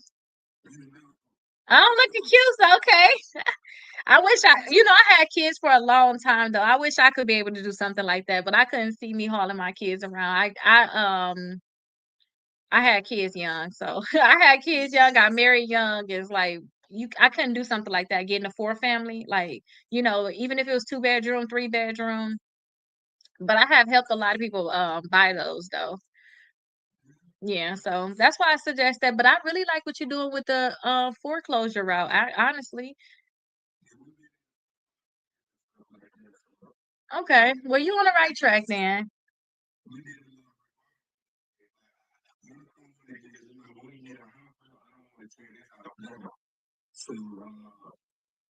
Why would you have to get it tore down? Why would you gotta get it tore down? 'Cause you don't got room for your house?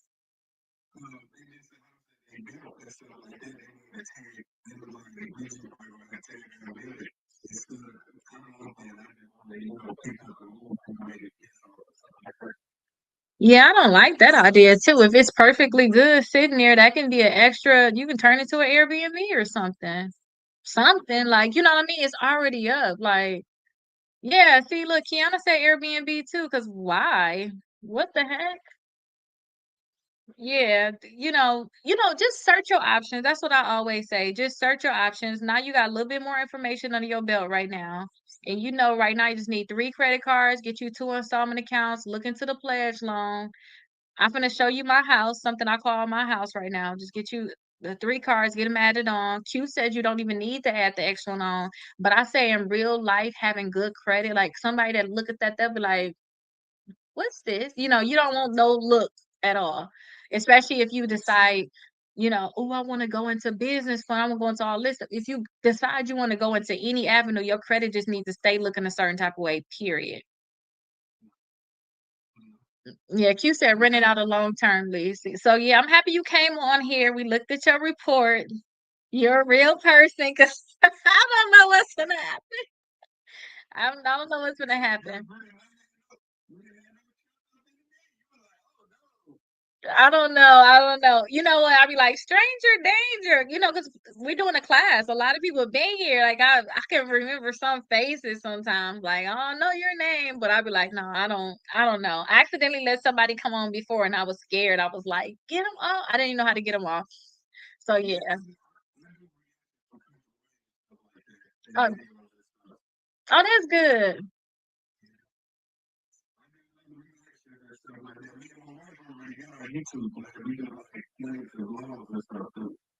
Okay.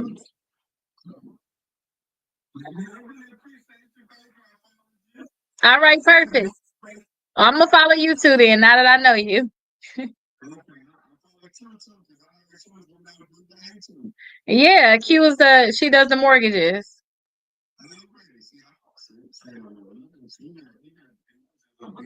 Yeah, I didn't even know Q though was there too. We friends now too then. I gotta add Q here too. But I do not know how to take you off of here now. Now that you're here. You know how to get out? Okay, perfect.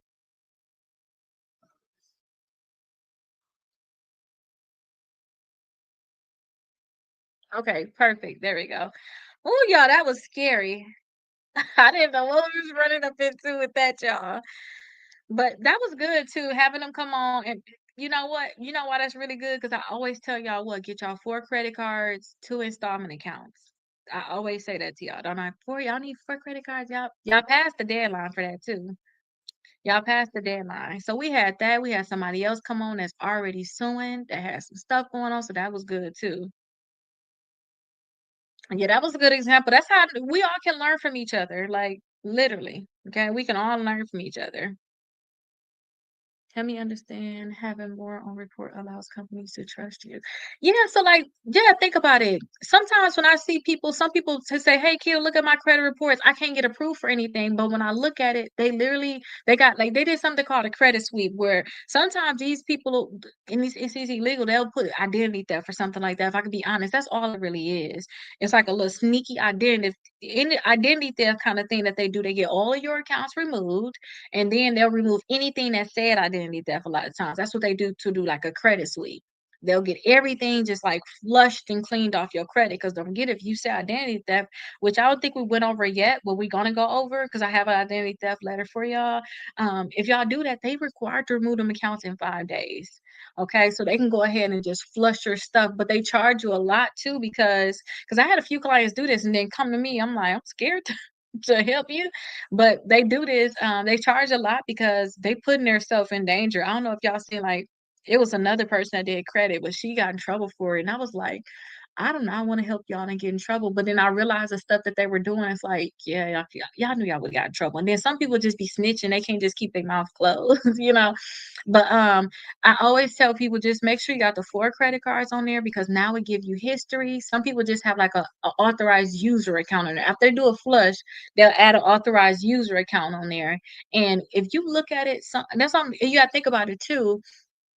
When you see somebody like right, like so I'm about to be 34 this month, right? You look at my credit report, everything is deleted. You only got 1 credit card. They're gonna look at me like what you had going on. You just don't look trustworthy compared to you have some accounts on there reporting already. So, you have your older student loans. Maybe you just got your credit cards right now. You got something reporting other than one account. And then you look at the age on that one account. Maybe you only had it for like, 3 months, 4 months. You can be like, because when I looked at it, when I see her in one account, I started looking at him like, wait, how old is he? Because we did something with credit. A lot of people did something with credit, even if you would have had got a collection from back in the day or something, you know. So it just don't look trustworthy in a sense. So I just say, hey, get your 4 credit cards because what we're gonna do too is after y'all go through the thing, like how he like, oh, I paid 5,000 and got this week. I told y'all asking for a certain amount when y'all do y'all lawsuits, y'all asking for a certain amount. So y'all should be leaving out of here, depending on how many accounts y'all have, y'all should be leaving out, doing this, y'all should be leaving out of here with no less than $20,000 coming into your pocket. That's what the goal I have for y'all. And y'all still get that same sweep because it's something that it's something in our rights, basically. I'm not trying to be y'all lawyer, I'm not trying to get y'all legal advice. But once y'all get y'all stuff, it's kind of like a sweep. Once y'all get all them accounts deleted as part of y'all settlement agreement, right? As part of y'all settlement agreement, I want y'all to still have some accounts reporting. I want y'all credit report to look naked. Okay. I want y'all to like y'all got something reporting. Okay. Now let me show him my house because he might want to try to get something at my house. Okay. We the lawyers. No, we are the lawyers. That's what this book is, Suing to Win. So I got settlements with all 3 credit bureaus, got settlements to collection companies, and then I sued my creditors, and I had like $40,000 worth of debt I didn't have to pay. So we are lawyers. I try getting lawyers. I sent some of my clients to lawyers, but I told y'all they just not up to par. And I'm just trying to keep it real with y'all. I'm not finna sugarcoat it at all. Like I tried to find a lawyer for all 3 of my cases, and you ain't got a case, you ain't got a case. Well, how do I have a settlement now? So we are the lawyers. You don't need one. You can be pro se basically. Okay. So let me show him my house and then I'll answer your questions, eBlue. So this is my house. My name is Rakita, right? Y'all know my name is Rakita. And then I say the pre-qualify with no hard inquiry. Okay, y'all gotta move it. So once y'all do this, y'all gonna see a lot of credit cards on here that are pre-qualify you without a hard inquiry. I don't care if your credit score is very, very low or if it's very, very good. Because for him, he may want to try the Apple. That'd be a good one for him, right? He could try another Navy Federal. This is the secured one. But he said he got the cash rewards. This is going to turn into the cash rewards. It's a green one. This is turning into the green one. Okay, so he already got the green one. But he can go with Navy Federal, get a different one. He can go with the Discover It Cash Back. That'd be a great one for him because again, we at Apple no annual fee, Discover no annual fee. They're gonna tell them yes or no without a hard inquiry too to help build his credit up more. Capital One. So Capital One got plenty credit cards on there. He could try those. That one is a secure one, but there's so many on here that he can try. Stay with him, Credit One. He ain't on no Credit One level. He passed that. Okay, so that was another Capital One. Depending on what he like, he may try to get the Wayfair, that's Citibank, Walgreens, that's Synchrony. Apple approved me when my score was like 620.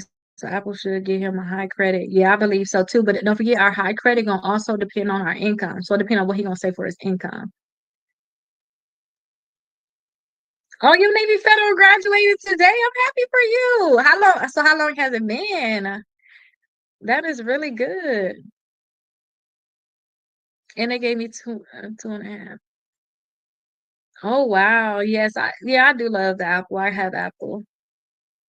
And they give you an increase. They don't play about giving you an increase as long as you're doing good.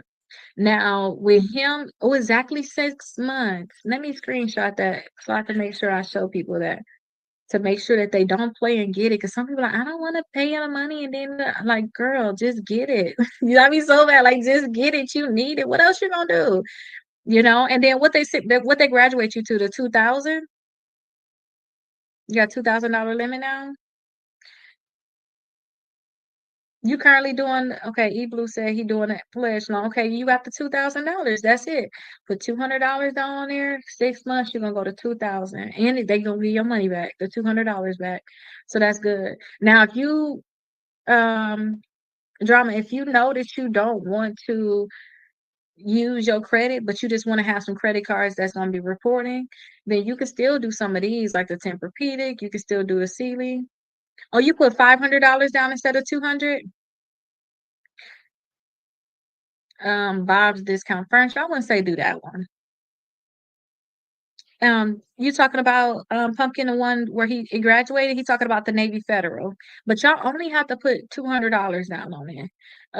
Drama. I say get the Lowe's though, because you're talking all this construction stuff. Get your Lowe's, get your Home Depot. Those can be some great ones for you. Get the Care Credit.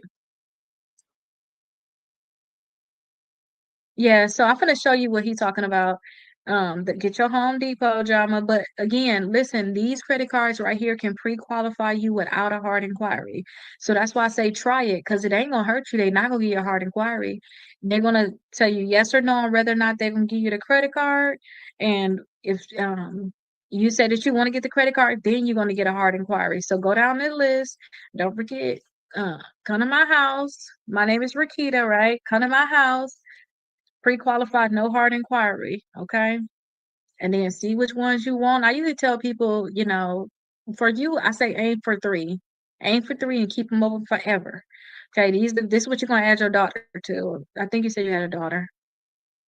This is what you're gonna add your daughter to. So make sure you get some good ones so you can add it to her and have her credit shining bright, okay? Now let me show you the Navy Federal. The Navy Federal is the one that graduated for him.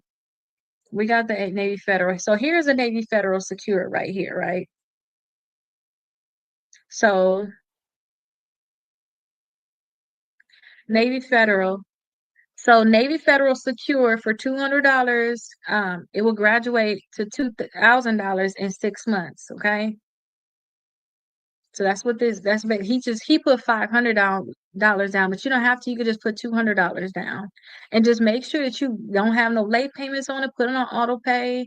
Make sure that you're just not maxing it out and having this huge balance in on there. Because some people say I can't get it to graduate, and I say that too, because of another comment I'm going to show you on somebody else's. Okay,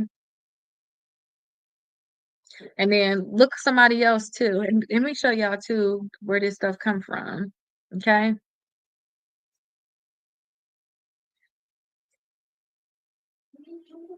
You pay 90% already?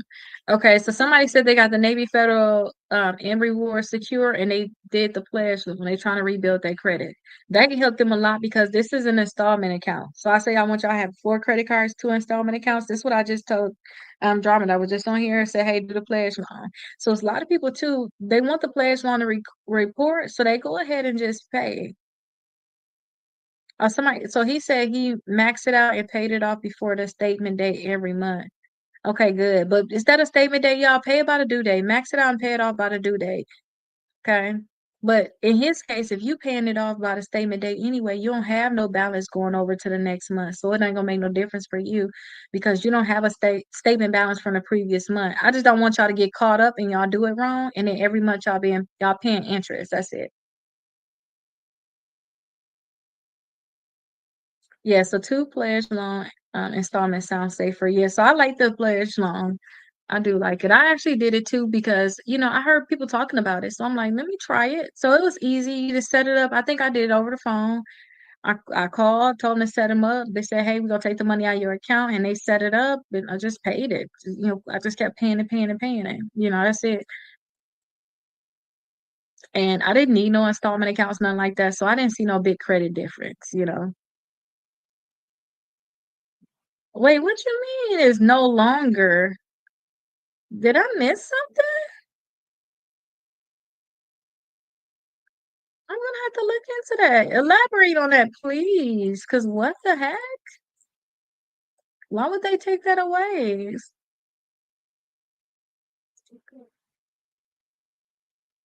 So also too, if the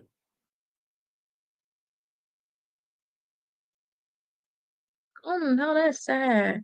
This is why I tell y'all to keep the balance low because somebody that did the Discover said, hey, 1 year they went from the 200 to $1,800. This is with the Discover secured.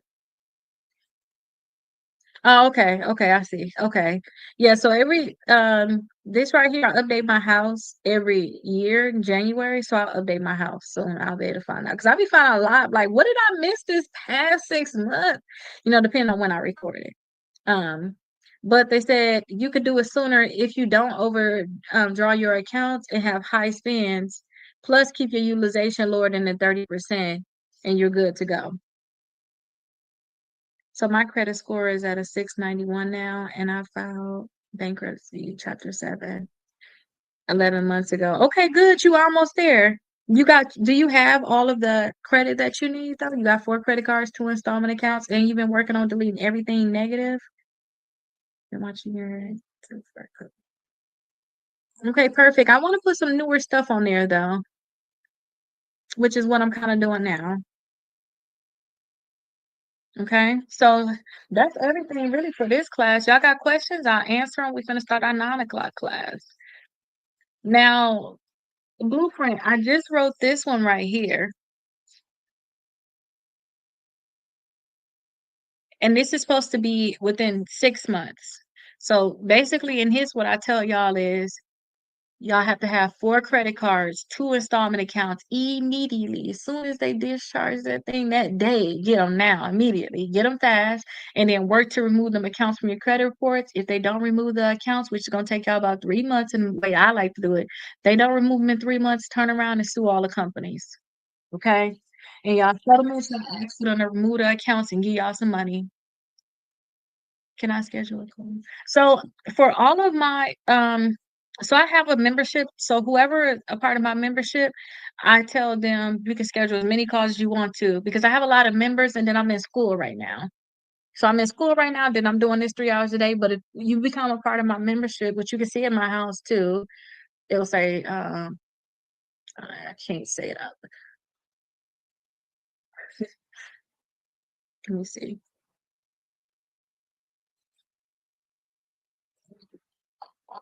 Okay, let me see. So right here. So I have an option where y'all can get 6 months of letters. So step number one, free. Step number two, free. Step number three, $1. I think I showed you that too, right?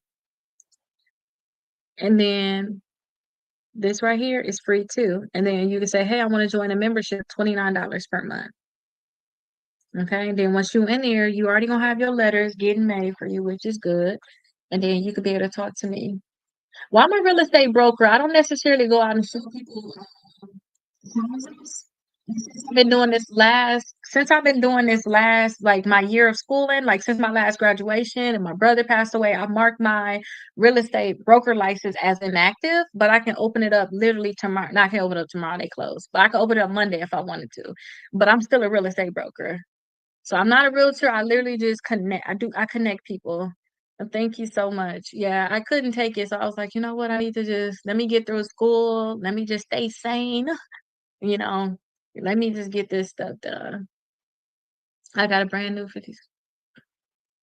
Oh, that is good. Okay. See, that's when I see stuff like this too, I be like, you know what, I gotta keep going still because I know I have helped a lot of people, but when I see y'all like say it, and I be thinking, oh, you're a new person. Like, girl, I knew you forever. I mean, y'all new to me, or maybe I gotta connect the dots. But y'all been knowing me for a lot. Wow, I'm going to do this. Started. Yeah, just learn the process. That's it. Just learn the process. Yeah, that's all you have to do. Okay, so we're officially at 9 o'clock. So today in our 9 o'clock class, which is the Raise Your Credit Score 100 points in 30 days, what we're going to do is we're going to talk about debt validation today. So 7 o'clock class, 8 o'clock class, y'all, we already did so much with debt validation. Y'all should have this thing down pat, honestly. But I'm gonna go over it again with them because they need to fully learn debt validation. Um, and then tomorrow we're gonna learn goodwill letters, which I'm doing goodwill letters anyway. I'm doing this for the 7 o'clock, 8 o'clock, and 9 o'clock. Like all day we talking goodwill letters. Are you commenting on a lot of them? Hopefully I answer. I try to make sure I answer a lot. And then too, I hope I say your name right. Karen, I'm gonna make sure I send you access to the free course that come along with that. But hopefully I answered a lot of questions. So right now my goal is any comment that I have ever had, I'm trying to get them answered by the end of this year. Like seriously. I did. Okay, good, good. I really be trying to help y'all for real. I really do, honestly. And sometimes I fall short, but you gotta think about it. It's a lot. It is a lot on me. But I definitely try to help y'all. But you on the right track. So you almost there. You almost at your 700. So it definitely worked. Okay, perfect. You're very welcome.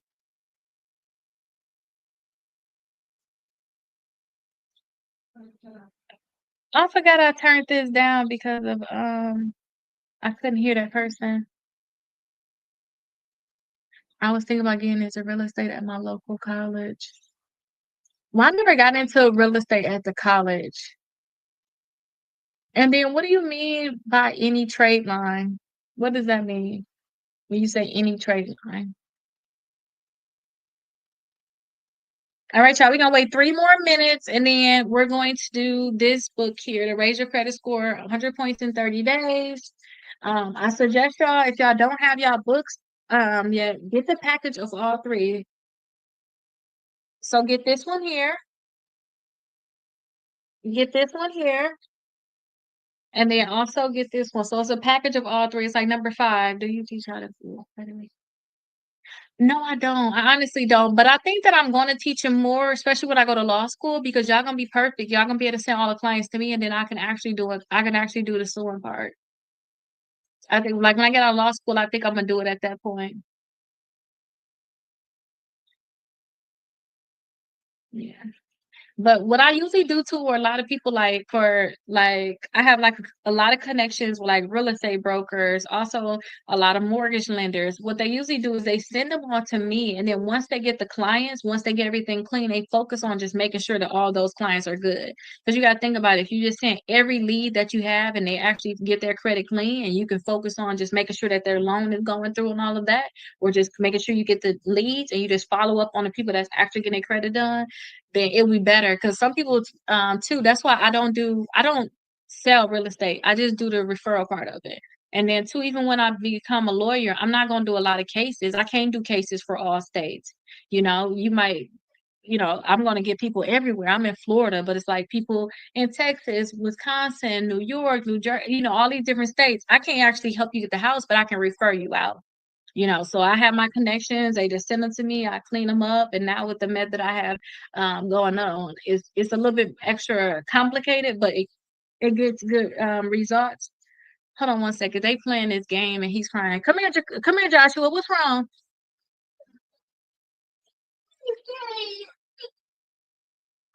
Chuck, Chuck, if you're not gonna play the game fair, y'all gotta go to sleep. Cause I got one more hour and y'all don't, I don't want y'all stressing me out tonight. I tried to be nice and let y'all play the game, but if y'all can't do it correctly, then y'all gonna have to just let it go. Don't replay the game. Once y'all put on the thing where they'll pick the game. That way, there's no bias in it. Yeah, but I forgot what I was saying because I'm like, why are you crying over this Mario game? Oh my gosh, I'd be nice, let them stay up. Okay, I'm currently working on getting. Are you working on getting your FAFSA back? I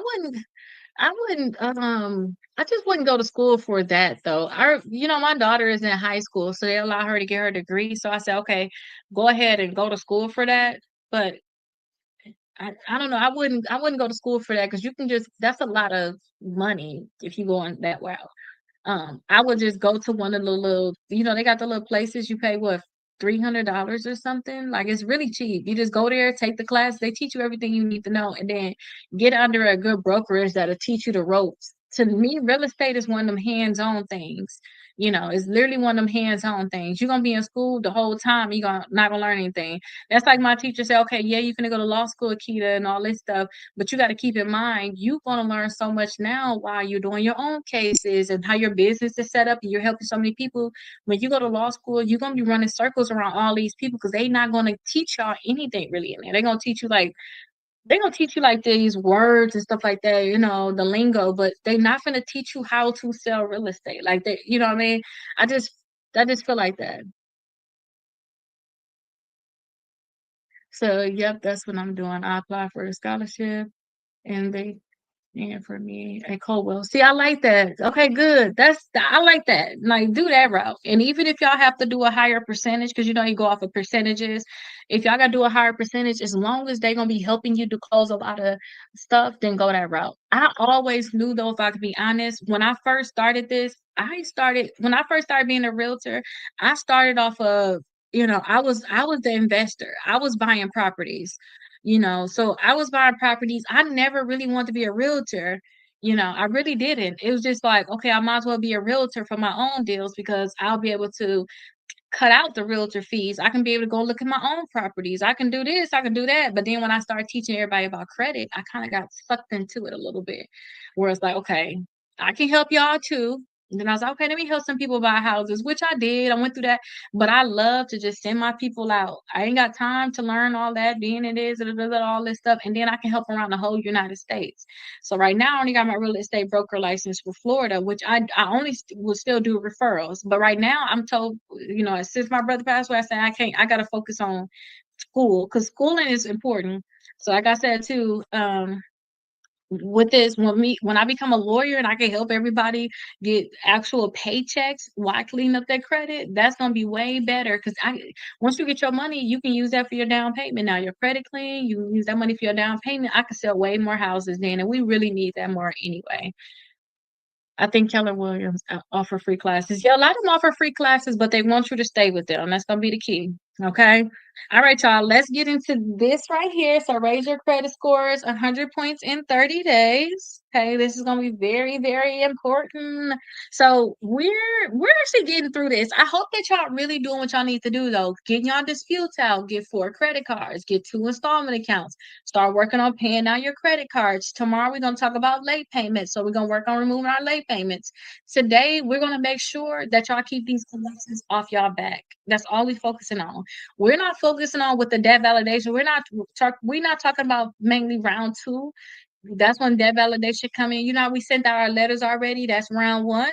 And then we're gonna have to, if they don't delete it, we're gonna have to send a letter to the company. That's gonna be our round two. We're not really focusing on that. I'm focusing on this right here. I had wrote this up. I hope y'all can see it. Look, I'm this right now. This what I had wrote for the other class.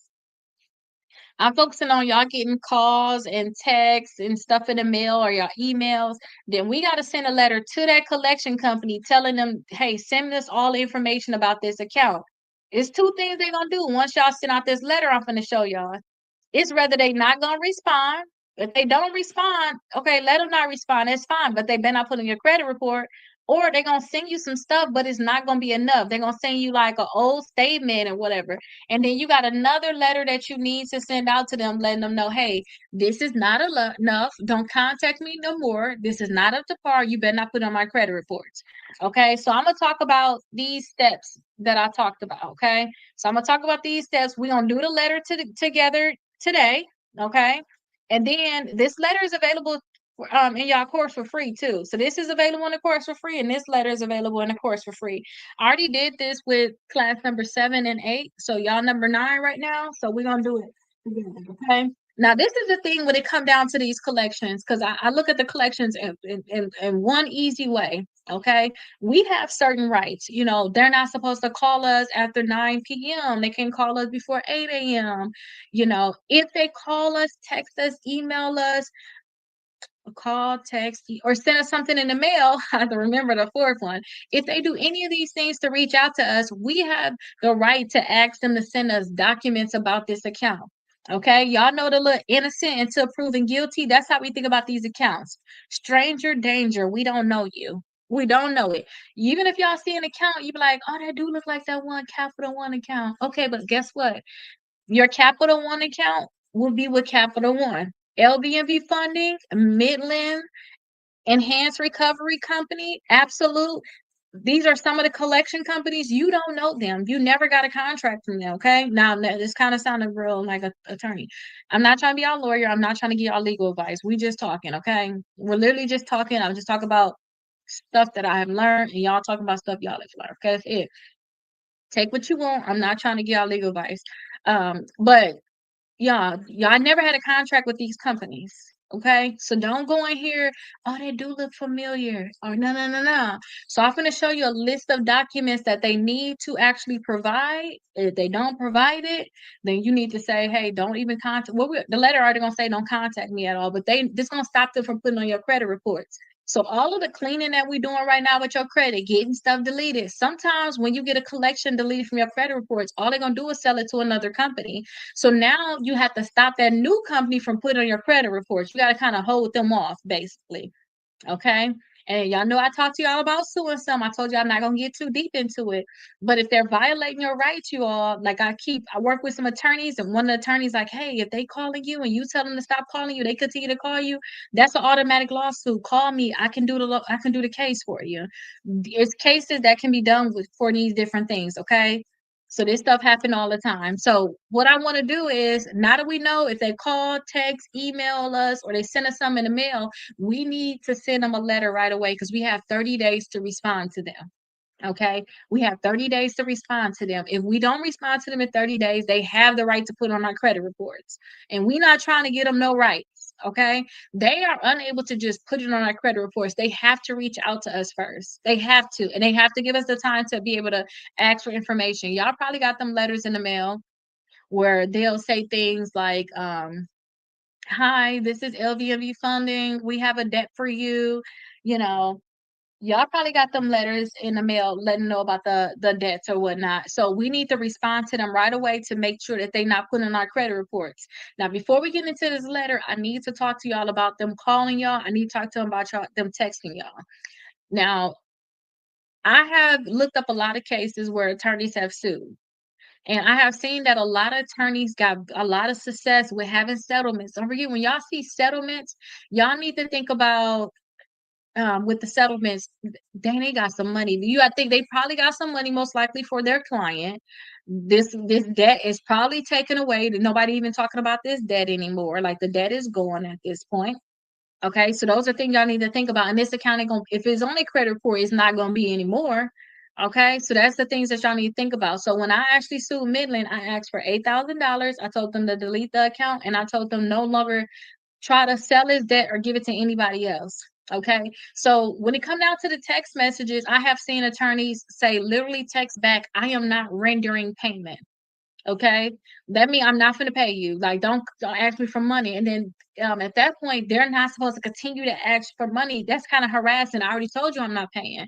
But then that also allows them to figure out what they're going to do next too, whether they're going to come after you to sue you or whatever they want to do. And some of these companies actually do sue. So that's why I like my method, so that you can be set up so that you can actually turn the tables around with them and hopefully sue them first. Okay, so if they call you, you need to answer these calls.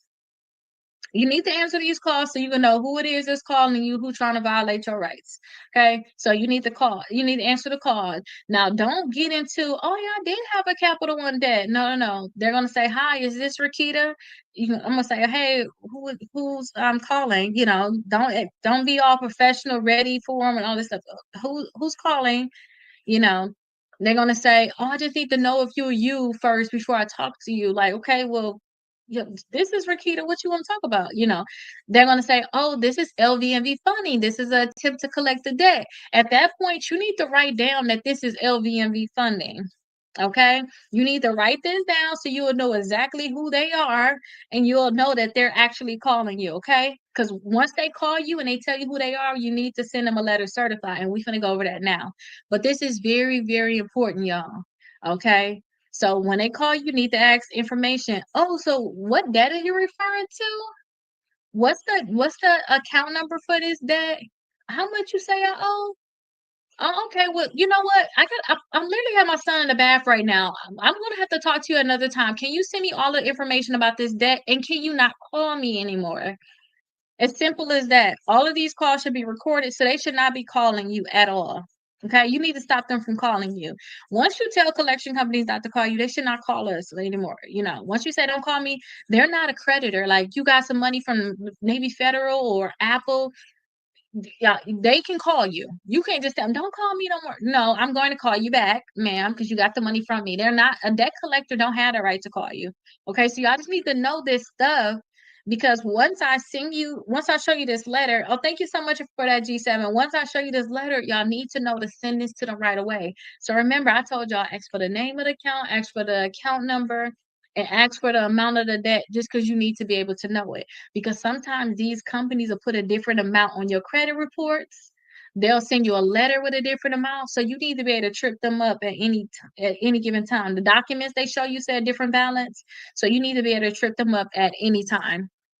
So let me actually add this letter here so that y'all can see this letter and what we're asking for. Okay, so let me make sure it's on here good, and then I'm gonna bring you all over. Okay. Let me move this over. So I'm gonna send this to them right away. What if they can't find any letters they sent out and they haven't? Wait, what if we can't find any other letters that they sent out and they haven't sent anything else? So don't forget too, with what I'm talking about, y'all have 30 days to respond. So if y'all respond after 30 days anyway, y'all they still got the right to put this on your credit report. You kind of mess up your right to ask for validation. This is what I'm thinking about. I'm not trying to give y'all legal advice, but this is more in a legal range. Because you're like, oh no, you can still, da, da, da, no, like that. But if you late, right, and they put this thing, like if you late and they still put it on your credit reports, that's when you send round one to the bureau, and then once they verify it, then you can send them a letter again. Now you can send them this same kind of letter asking for these same documents. Okay. But you kind of passed your window if you don't respond in 30 days. Okay. So now what you do is you just keep that. If you could, well, you said you can't find any of them, just wait till it get added to your credit report. I can be honest with you, or wait till they call you back again. And two, I said, after y'all send this letter, if they don't call y'all, text y'all, do nothing no more, the letter told them not to do it. They not violating you. Let them go about their business. That's a good thing. It only become a problem when they put in your credit report. Then they made a problem, and then that's when this come in. Okay, they fell right into your trap anyway. Okay, so don't even worry. They put in your credit report, you should be happy, because now you're like, okay, I can handle this the right way now. I ain't got to worry about y'all just popping up at my house anytime or popping up on my credit reports. Okay, so y'all know these are the downloads that y'all have, right? Okay, so these are the dispute letters that we have done already. This is the debt settlement letter. This is the inquiry removal letter we did yesterday. This is a debt validation letter. I made a better one for you that's way more easier to read, straightforward, and this is it here. Okay. So we're going to actually fill this out together, but don't forget I'm one-handed right now. So please bear with me. Okay. So don't forget these letters, y'all, they're all available inside of y'all free course. As long as y'all bought the book, y'all should have these available in the free course. Okay. So your full name. So you have to put your full name on here.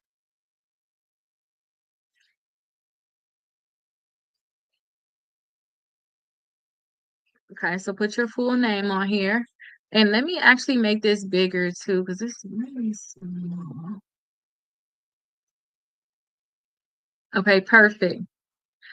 You put your address, your email address.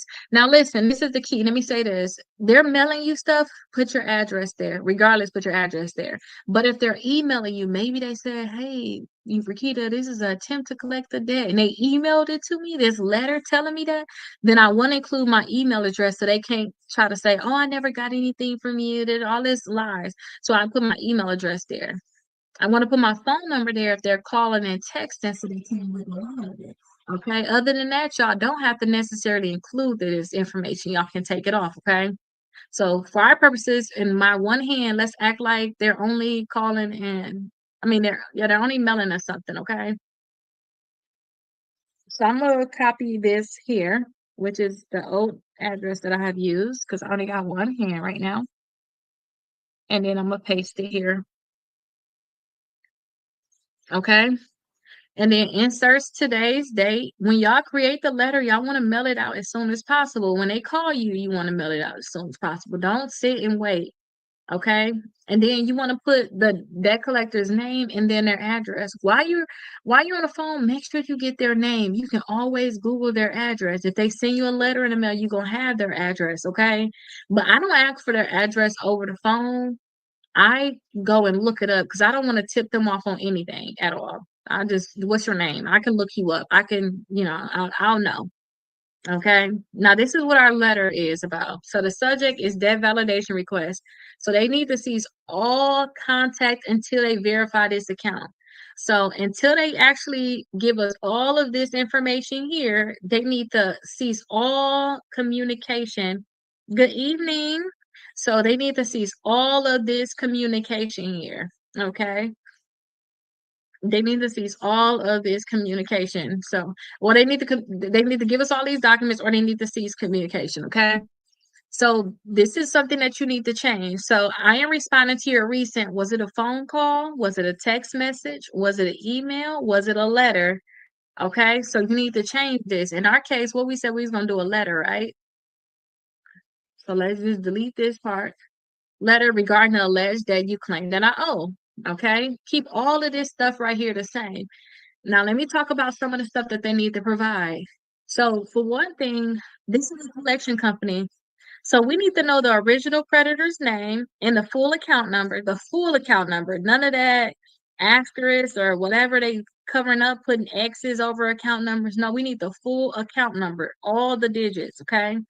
The date that the alleged debt was incurred. So when was that? Was it in 2018? Was it in 2020? Was it in 2020? I need the exact date. Okay. I need an itemized breakdown of the charges that make up the total that you claim that I owe.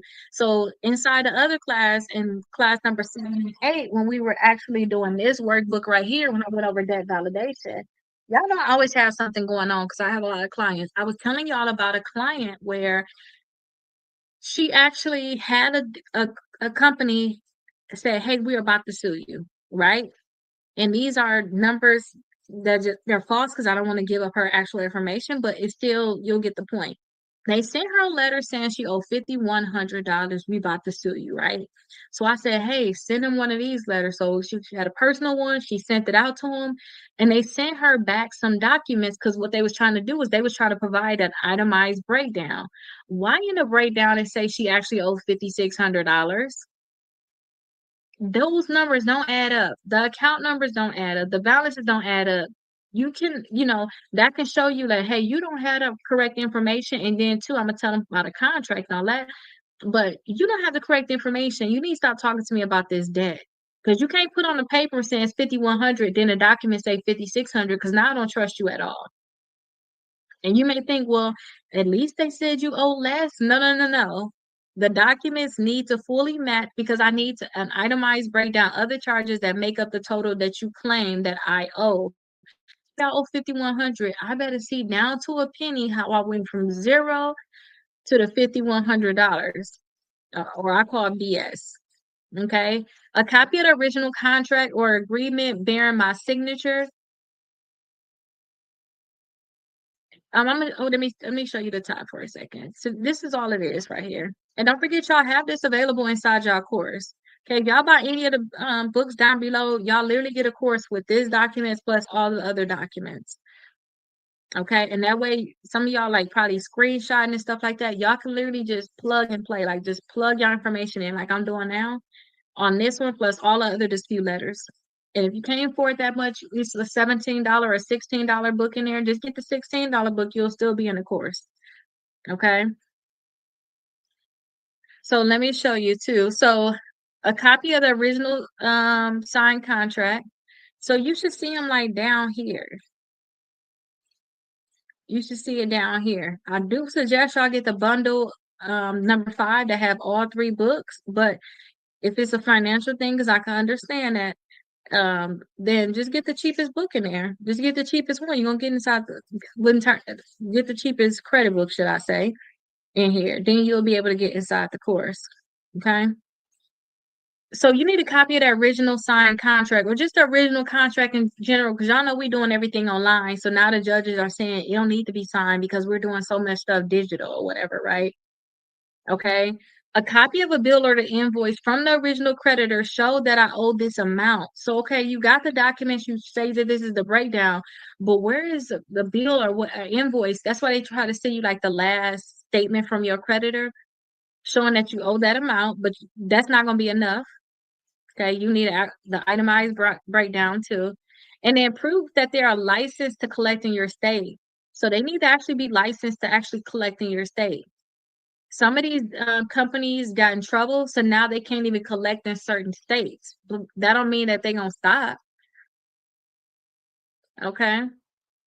And then proof that you own or you have legally assigned the right to this to right to collect this debt. So you need to see if they say if it's Capital One and LVMV Funding. Capital One is the original company and LVMV Funding is that's who talking to you right now. You need to tell them, hey, I need to be able to see how you own the debt like Capital One had it. Show me that agreement between you and Capital One. Show me how you bought it. Show me how you legally assigned to collect on it. Because again, this is a middleman coming to y'all. This is LVMV Fund. These are collection companies you never even heard about. Coming to y'all saying y'all owe another company. Like, okay, well, how do I owe you the money? Okay. And then you need a copy of your full the full collection file that they have on you. So they need to send you a full copy of the collection file. And then two, a copy of the purchase agreement or the chain of title between you or any previous owner of the debt.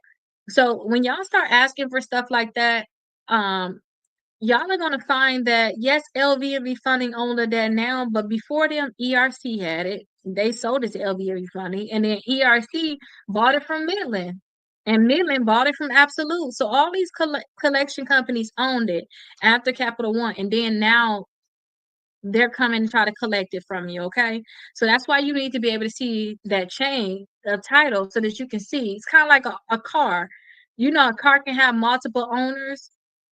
You had the original one, they got it when it first came out, and then they sold it, sold it, sold it, sold it. So you need to be able to see each sale basically to make sure that it is up to them now, like they still got it. Because what if it's actually Midlands and they lying saying that they got it? It's like it could be a mess. So you just need to know. And then your company's debt collector license number and the name of the person handling this case. Okay, so these are the 10 things that they need to actually send you. And again, too, they need to cease all collection activities.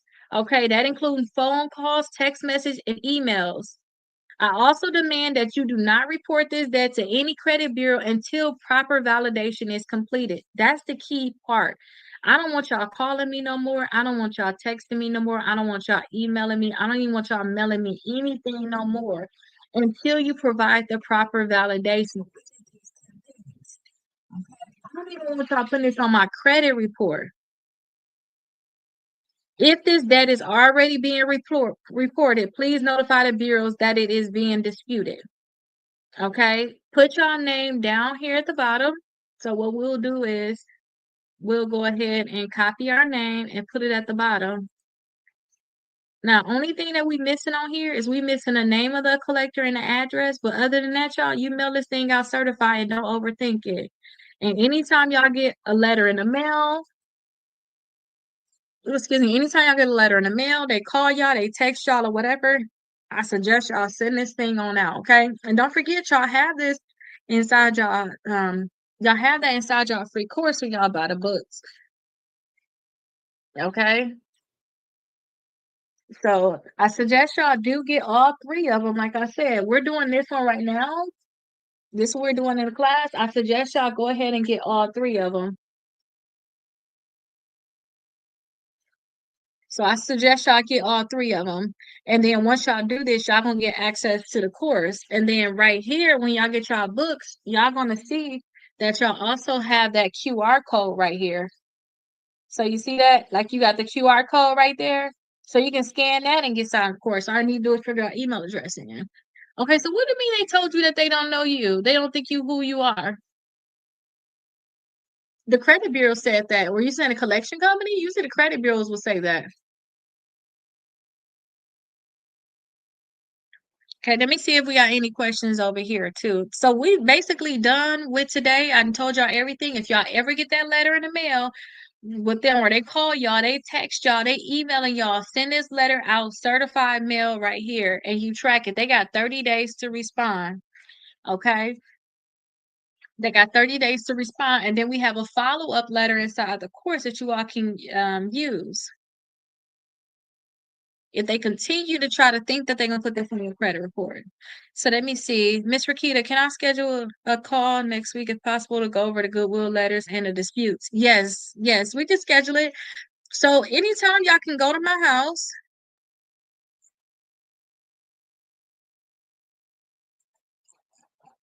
Okay, let me show y'all my house. But the thing is, unique, you a member, right? But if you're not a member, my assistants filter my call, they'll take it. Okay. So y'all go to my house. Okay. Y'all see what I'm trying to show y'all? So it's in my house. Okay. But if y'all not a member of mine, then my assistants are going to filter those calls and they're going to try to help y'all. But they're good. They can help y'all just as much as I can too. Okay, let me see what Eve Blue is talking about with this thing. Okay, Q just bought the books. Okay, perfect. So you're gonna be inside the course. I'll send you the information. I'll send through letter stream. Letter stream is the thing that like send your stuff online, right? They send out your I think I heard of them. Like they send out your stuff online.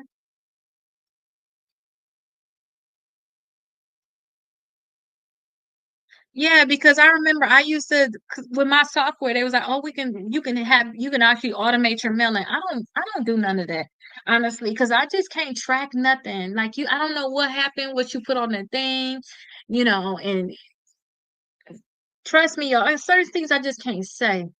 Certain things I just can't say, but sending it out certified yourself, and it's gonna be cheaper anyway. Y'all do it yourselves instead of doing like the letter stream and any of these services anyway. So I say y'all just send out yourself. And if they're saying that, sometimes too, y'all can send out yourself, and they'll still say the same thing. Hey, it looked like we got a letter that did not come from you. They sent that to me. Which mean it come from me? I sent it myself. That's just their way of like trying to delay it. But again, E Blue, my whole thing is suing. So, okay, send me that letter if you want to. And I sent you my documents too, sent you my ID, a copy of my social security card. You know who I am. You don't want to answer my disputes. And that's exactly why I put in the letter. You know who I am. You don't want to answer my disputes. So the letter that I send for mine basically say that like, I don't understand how you saying you don't know who I am. I sent you my information. You know exactly who I am. You need to delete these accounts immediately from my credit reports, or I'm going to take legal action. Literally, what it says that plus a little bit more in there. But just send a follow up letter, send it out certified, then see what they're going to say.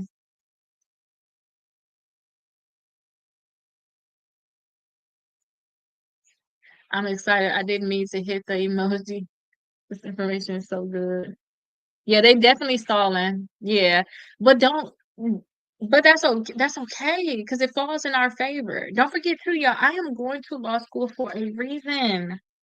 For a reason. This is why I said I don't care about being a real estate broker. I don't care about just doing the social media like I'm doing it because the only way that I got results for me was from suing. Look at I am the credit lady. People, oh, you help me with this, you help me with that. And I couldn't help myself. And I was like, what the heck? So then that's why I was like, I'm gonna go to classes because I'm gonna learn how to sue in federal court. I need to learn. And that's when I did this here. And now I don't care.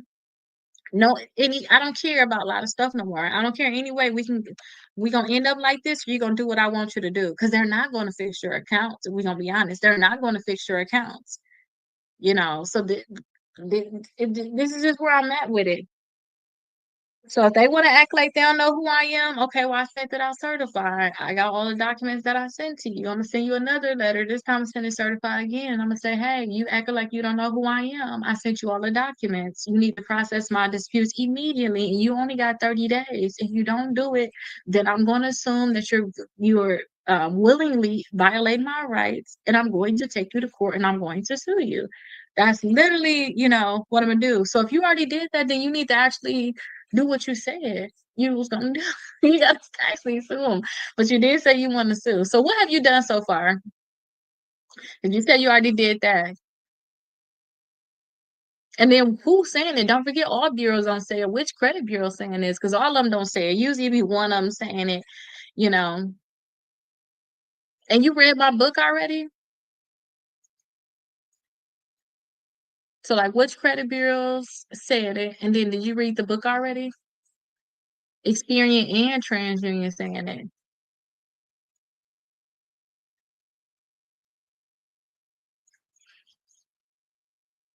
You know what? That happened. So that happened to one of my clients. But again, all you have to do is send in the letter basically saying, hey, you know who I am. Wait for them to continue to say the same thing. Okay, Equifax fixed it.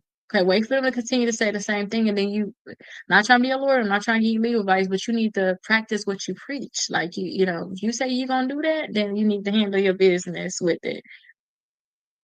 And then, too, in here, I tell you all of the steps. But I do understand it is a process with that. So I'm working to put together a group, a side group for the people that's really ready to do all this stuff. I'm putting together a side group so we can actually help each other in there. Because I realized too, with me going to law school, y'all know how much I'm gonna be silenced, how much I can't say this, how much I can't do that. Kitty, you know they're gonna hold me to a higher standard. I don't know if I want to be held at that higher standard. Because I wonder too, everything that I'm learning from my cases, am I gonna be able to openly talk about it? Kind of like I have agreements now where I can't openly talk about stuff. Like, am I gonna be at that same thing? What the use of that's gonna be? They made me look bad in front of my clients. What you mean it made you look bad? Wait, what happened? Oh my gosh. What you mean it made you look bad? Okay, let me come back here. Okay, yes. So you need definitely get on a go ahead and schedule it. And then we can definitely talk next week. What does that mean? Do any of y'all have any questions about the debt validation? So y'all let me know if y'all have any questions about the debt validation. We have 22 more minutes. And make sure y'all get y'all books because I hope that I can be off of here at 10 o'clock. That's like my hopes and my dreams. I can be off of here at 10 o'clock. That's time supposed to get off of here. So y'all get y'all books now. That way I can go to bed at 11 o'clock. I fixed my credit and they got me looking crazy. I did that letter. Well, that's the pain and suffering part of it. Yeah, that's the pain and suffering part. Just get your denials.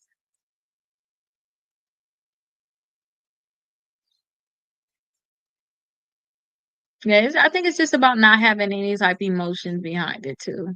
And just take action immediately. So as soon as you can take action immediately. Don't overthink it.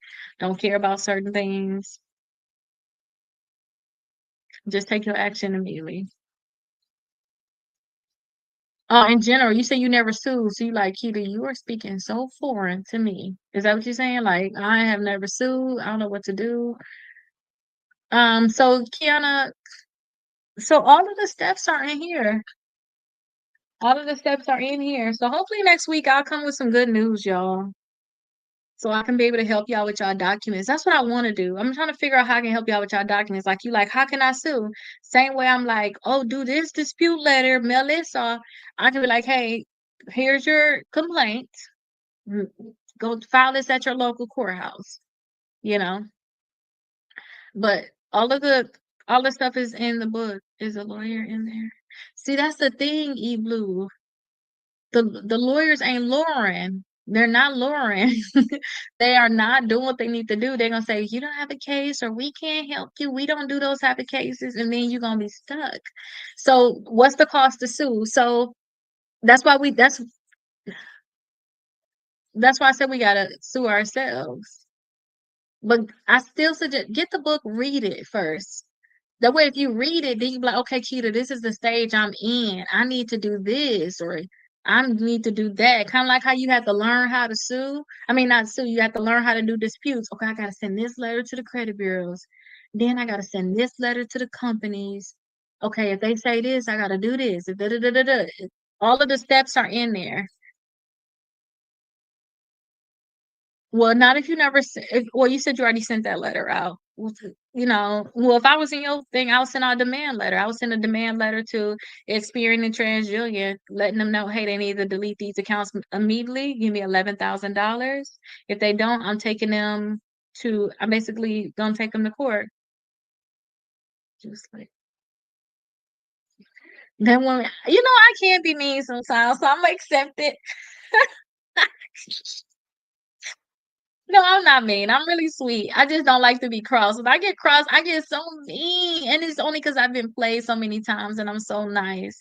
I'm not telling you that. I'm telling you, say what you want. That's what I would do. But the thing is, too, sometimes I don't do. They sometimes they gonna do it, sometimes they not. But the thing is, you see, the thing is with the demand, it's like give me this or I'm going to sue. A lot of times you got to just go through the steps. But you're good. You look so young. No, I'm about to be 34 this month actually. Okay, so Keon, let me talk to you about your thing. So inside of this book right here, I actually talk about the fees. So I talk about federal court. Y'all gonna have to pay about 400 and some dollars in federal court to file a case. But depending on your income, you may can be able to qualify for a fee waiver. Okay, so if y'all qualify for a fee waiver, then y'all don't have to pay that. If you qualify for a fee waiver, you can get that way. Plus, you have to actually get all of the companies served. Okay, you have to actually serve these companies. Okay, you got to do your summons. You got to serve all of the companies. Okay, now when you have to actually pay for that separately. But if you do the fee waiver, you ain't got to pay for that either. They can waive all of your fees. They'll have a marshal serve them. Okay. Now, another thing I just thought about it, E Blue, you saying that they're not processing your disputes, that's gonna be, I don't even like that whole target. I just think it's some way that you can get them to process your disputes. Only reason why I say that is because not only would you want to sue the credit bureaus, but you want to sue every company that on your credit reports that may not delete the account. So if you just go in and just suing the credit bureaus, you're leaving out all of those companies. And to me personally, I look at all of the companies as a check. So if we say okay, 11,000 for each, that's only two companies compared to, well, I wanted them to delete four accounts. I wanted them to delete Now you're missing a 7. Like, I want the 7 and a 2 to make 9, you know? That's just what how I'm feeling. That's how I look at it.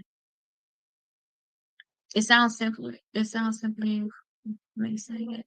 Why do you feeling like you have to say one?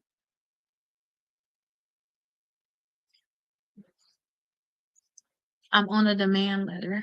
You should share. Okay, you're very, very welcome. And thank you for the roses. Yeah. I don't have to see it. Like, let me look at it. I did.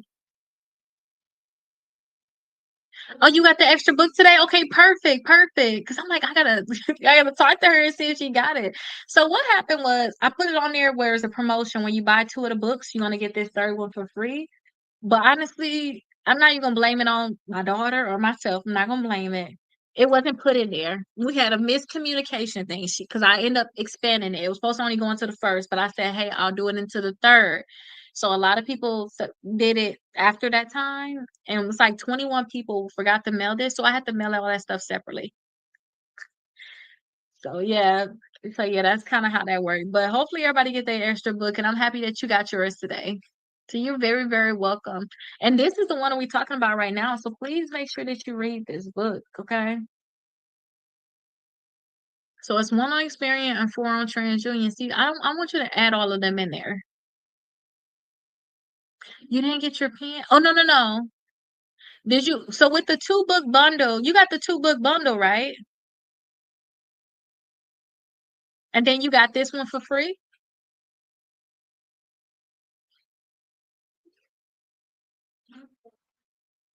What is better to dispute online or with letters? It's best to dispute with letters. Are you ordered the 3 book bundle? Oh, that's our fault you did the 3 book bundle, but don't forget it's 1 3 book bundle that have a pen and one without it. Julian, make sure when you're doing the bundle that people are getting a pen. I'm so sorry about that. We're gonna figure out how we're gonna get you a pen or make it up to you. Let us know how to make it up to you. So what is better to dispute online? Oh, so I only talk about disputing through mail. Creating a letter, because once y'all dispute online, y'all know you already got a certain amount of reasons y'all can use. But their reasons are not good enough. They don't talk about the reporting of the account with the reason. They talk about whether the debt is yours, whether it's not yours, and stuff like that. And that's not how we dispute here. Okay, perfect. I want you to get that pen though. I wish okay, so next time you end up getting anything else, I remember you'll get your pen. But yeah, so if you dispute online, y'all know they only give us a certain amount of reasons. And when we do our dispute letters, it's certain things that we put in there. So it's certain things that we write on our letters. And if y'all doing it online, y'all don't have those reasons. You can repay her by sending a book. But I don't want to pay for the postage. That's the key thing. Kiana, I don't want to pay for the postage part of it. That's the part I don't want to pay for the postage. When they get paid extra $6 to send the book, it's like chill. That postage fee is crazy. Yeah, but some people do still dispute online. Only time I told y'all should dispute online is if y'all have a bankruptcy, dispute it with Experian. Okay.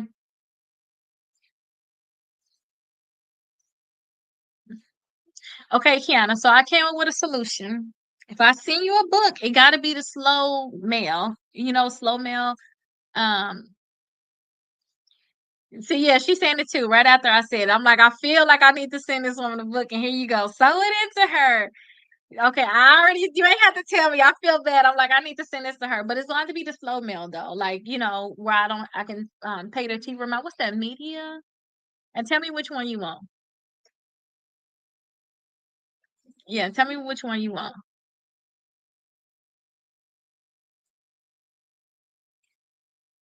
Wait, and then Kiana, didn't you do the steps too? Yeah, take the time and the Sue book. Mhm. Yeah. Y'all felt I should. Then here you come with the comment. I'm like, okay, that's confirmation. Like, girl, send her the darn book. Cause I'm like, I feel bad. I need to send her this book. She asked for this book. Okay. All right. Well, I have your number now, right? So just I have your number. Do I have your credit report too. I have your address.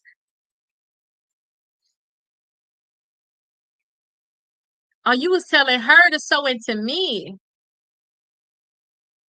like actually buy it. Like she need to buy the book.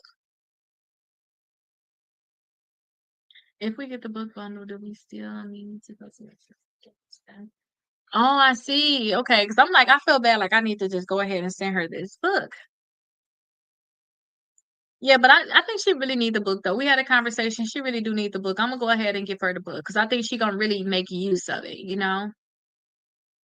So if you get the bundle, do you need to do the Okay, so this is where the confusion came in at because I got a bad review for this. You get the books are yours, right? The free course is yours.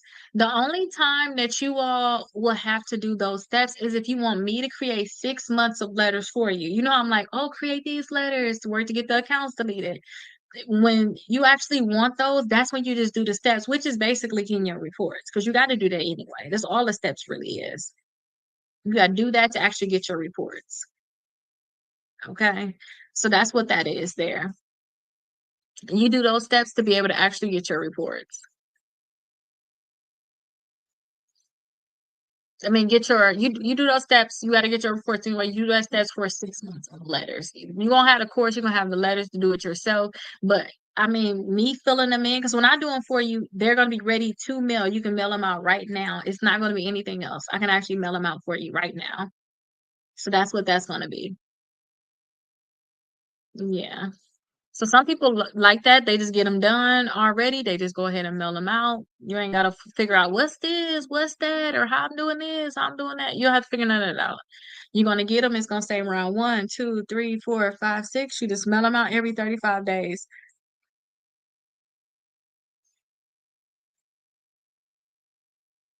You should be able to send it to us still. I really appreciate it. You're very, very welcome, but you should be able to send it to us, lady. You should be able to text it to us. Y'all getting a little too quiet. If y'all getting comfortable like this, that means y'all gonna be comfortable next time. And this is very disrespectful because y'all know I'm still live. Thank you.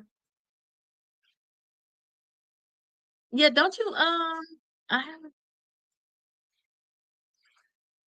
so you never text us yet? Take my phone number down, text it to us there. Cause DMs, I'm not even really answering the DMs. I get in trouble when I go in the DMs. Yeah, so text it to us so we can get the correct one. So let me give you the phone number. You ready for it?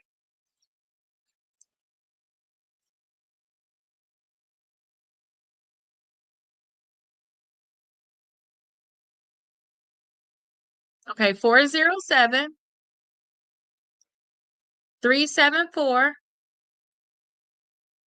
2747. And then Kiana, just text me your address just to make it easier for me. I don't have to look for it. I know where it's at. Like, make it easier for me. I'll go ahead and pack it up today. Um,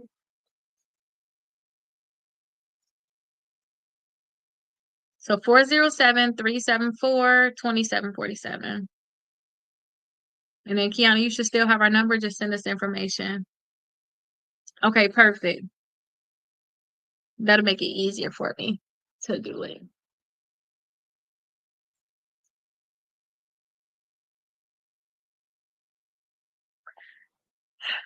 I'm trying not to yawn, y'all. Oh my gosh, I've been so tired these last few days. I slept. I woke up this morning, got the kids off to school, and I literally went back to sleep for like an hour and a half, 2 hours. I don't know what it is, but I'm like, I'm gonna let my body catch up on that sleep because I did my homework. I'm like, I can reward myself. And then I woke up, and then I had a lot of letters I had to do. I got all them letters done, got them out. I was like, good, yes. But after this live, so y'all go ahead and whoever wanted last minute get their books, go ahead and get y'all books because literally I'm getting off of here at 10 o'clock. And then at 10 o'clock, too, I have to wait an hour to get your information. At 11 o'clock, if your stuff is not, if I don't have your phone number by then, basically from you purchasing this, you can get the access to the course. you gonna have to wait until the morning because I'm gonna be asleep. I'm gonna went to sleep by then. Yes, I got a lot done today too, but I'm sleeping real good tomorrow. Okay, perfect. Yeah, get your sleep on. Get your sleep on. I'm not gonna play about my sleep. And you're very, very welcome. I look forward to seeing y'all text. And once you got that correct login information, we should be able to go in there and do everything that we need to do. But y'all let me know too if y'all got extra questions. If not, then I can say this extra little 6 minutes. I can say my extra little 6 minutes. So let me know if y'all have any last minute questions.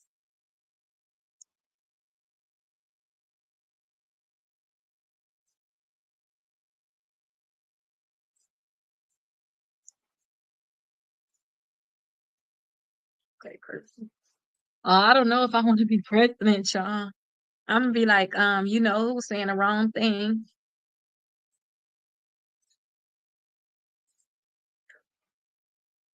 Y'all know he be saying the wrong thing.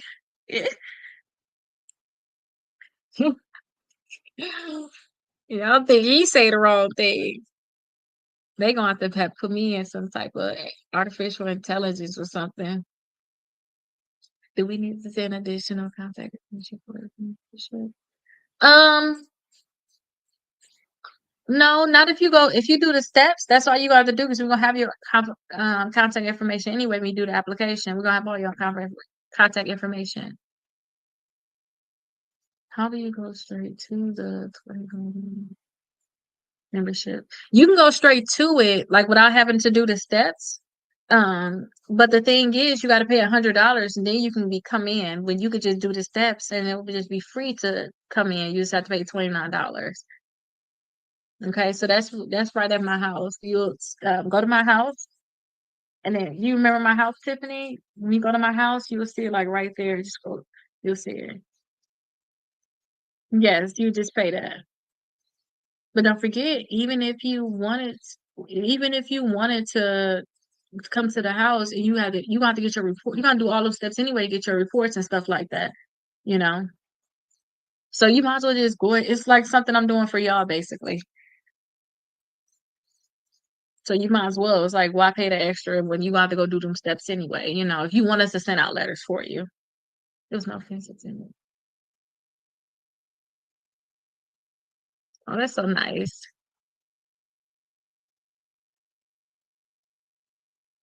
Okay, perfect. Yeah, we all love each other. That's the dark. Yes, it does. Yes, it does. But I say that you can go ahead and cancel that. But the thing is, when you go in there, you're going to see all these companies that's selling your information. So what you need to do is you need to use them to tell them to, hey, stop. Tell them to stop. Tell them to stop. Because they'll go ahead and tell them to stop. Okay. And once you get them to all tell them to stop or whatever, there should be before the 14 days, you can cancel it.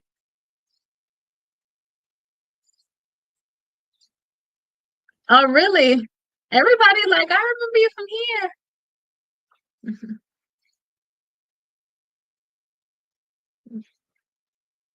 Well, it's nice seeing you again. That's kind of where I started there.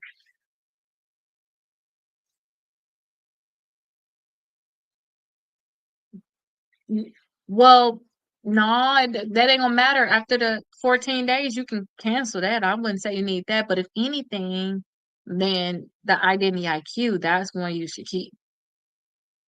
I actually did a hard inquiry with my current bank. Should I dispute the hard inquiry? No, since I've been checking. Yes, I would. That thing gotta go. You only do realtor in your state. No, I help people around the United States. I connect you to a realtor in your state. That's what I do. I was just starting. Oh wow. Yes, I think I started in what, 2018? Yeah, I started in like 2018 or no, 20, yeah, 2017. 2017, 2018. Yeah. Oh wow. So it's been a while. Your daughter's a realtor in Louisiana. Oh, that's nice. You have to give me her information then. Then when I have people that's in her area, I'll talk to her and see how everything is going with her to make sure we're a good fit, and then I can send people to her. That'll be good. Oh wow, so it's been a while. Wow. Well, it's nice to see you. I'm glad to see you.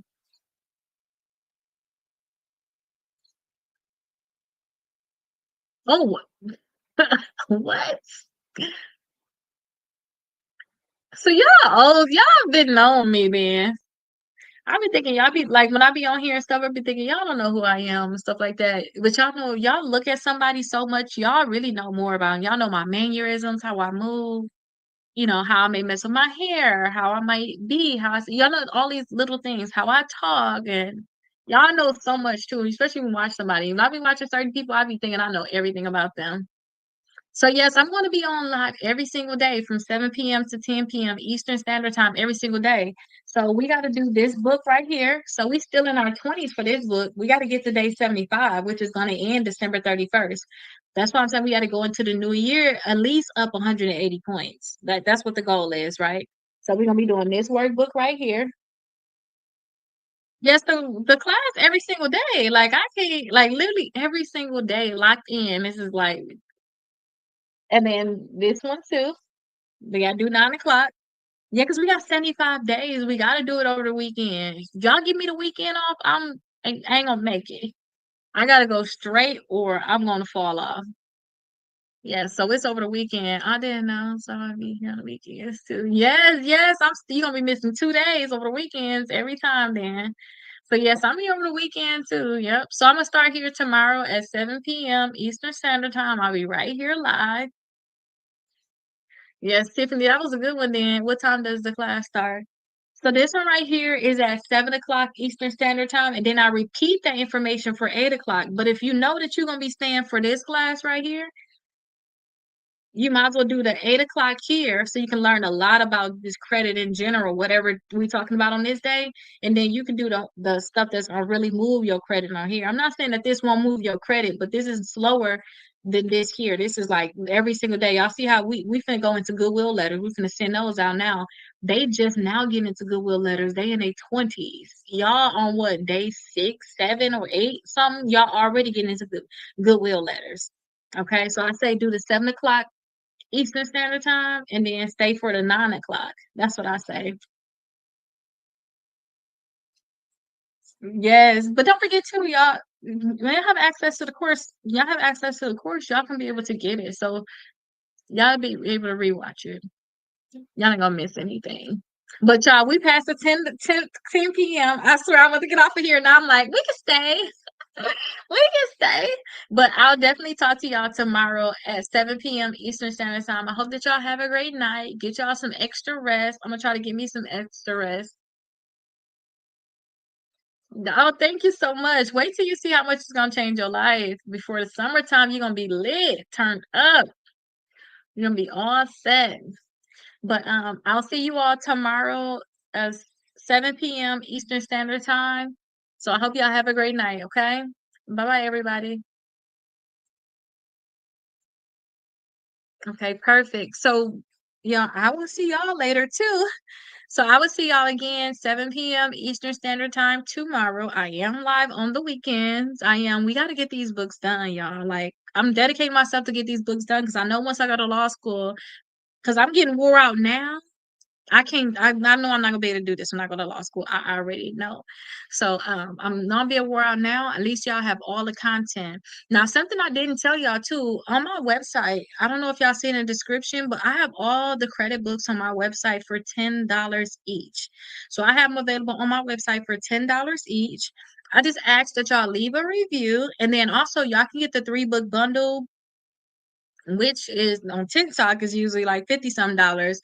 On the original place y'all was going to, Amazon, was even more than that because y'all paying $35 just for this one book right here. But y'all can get them all 3 for $25 too.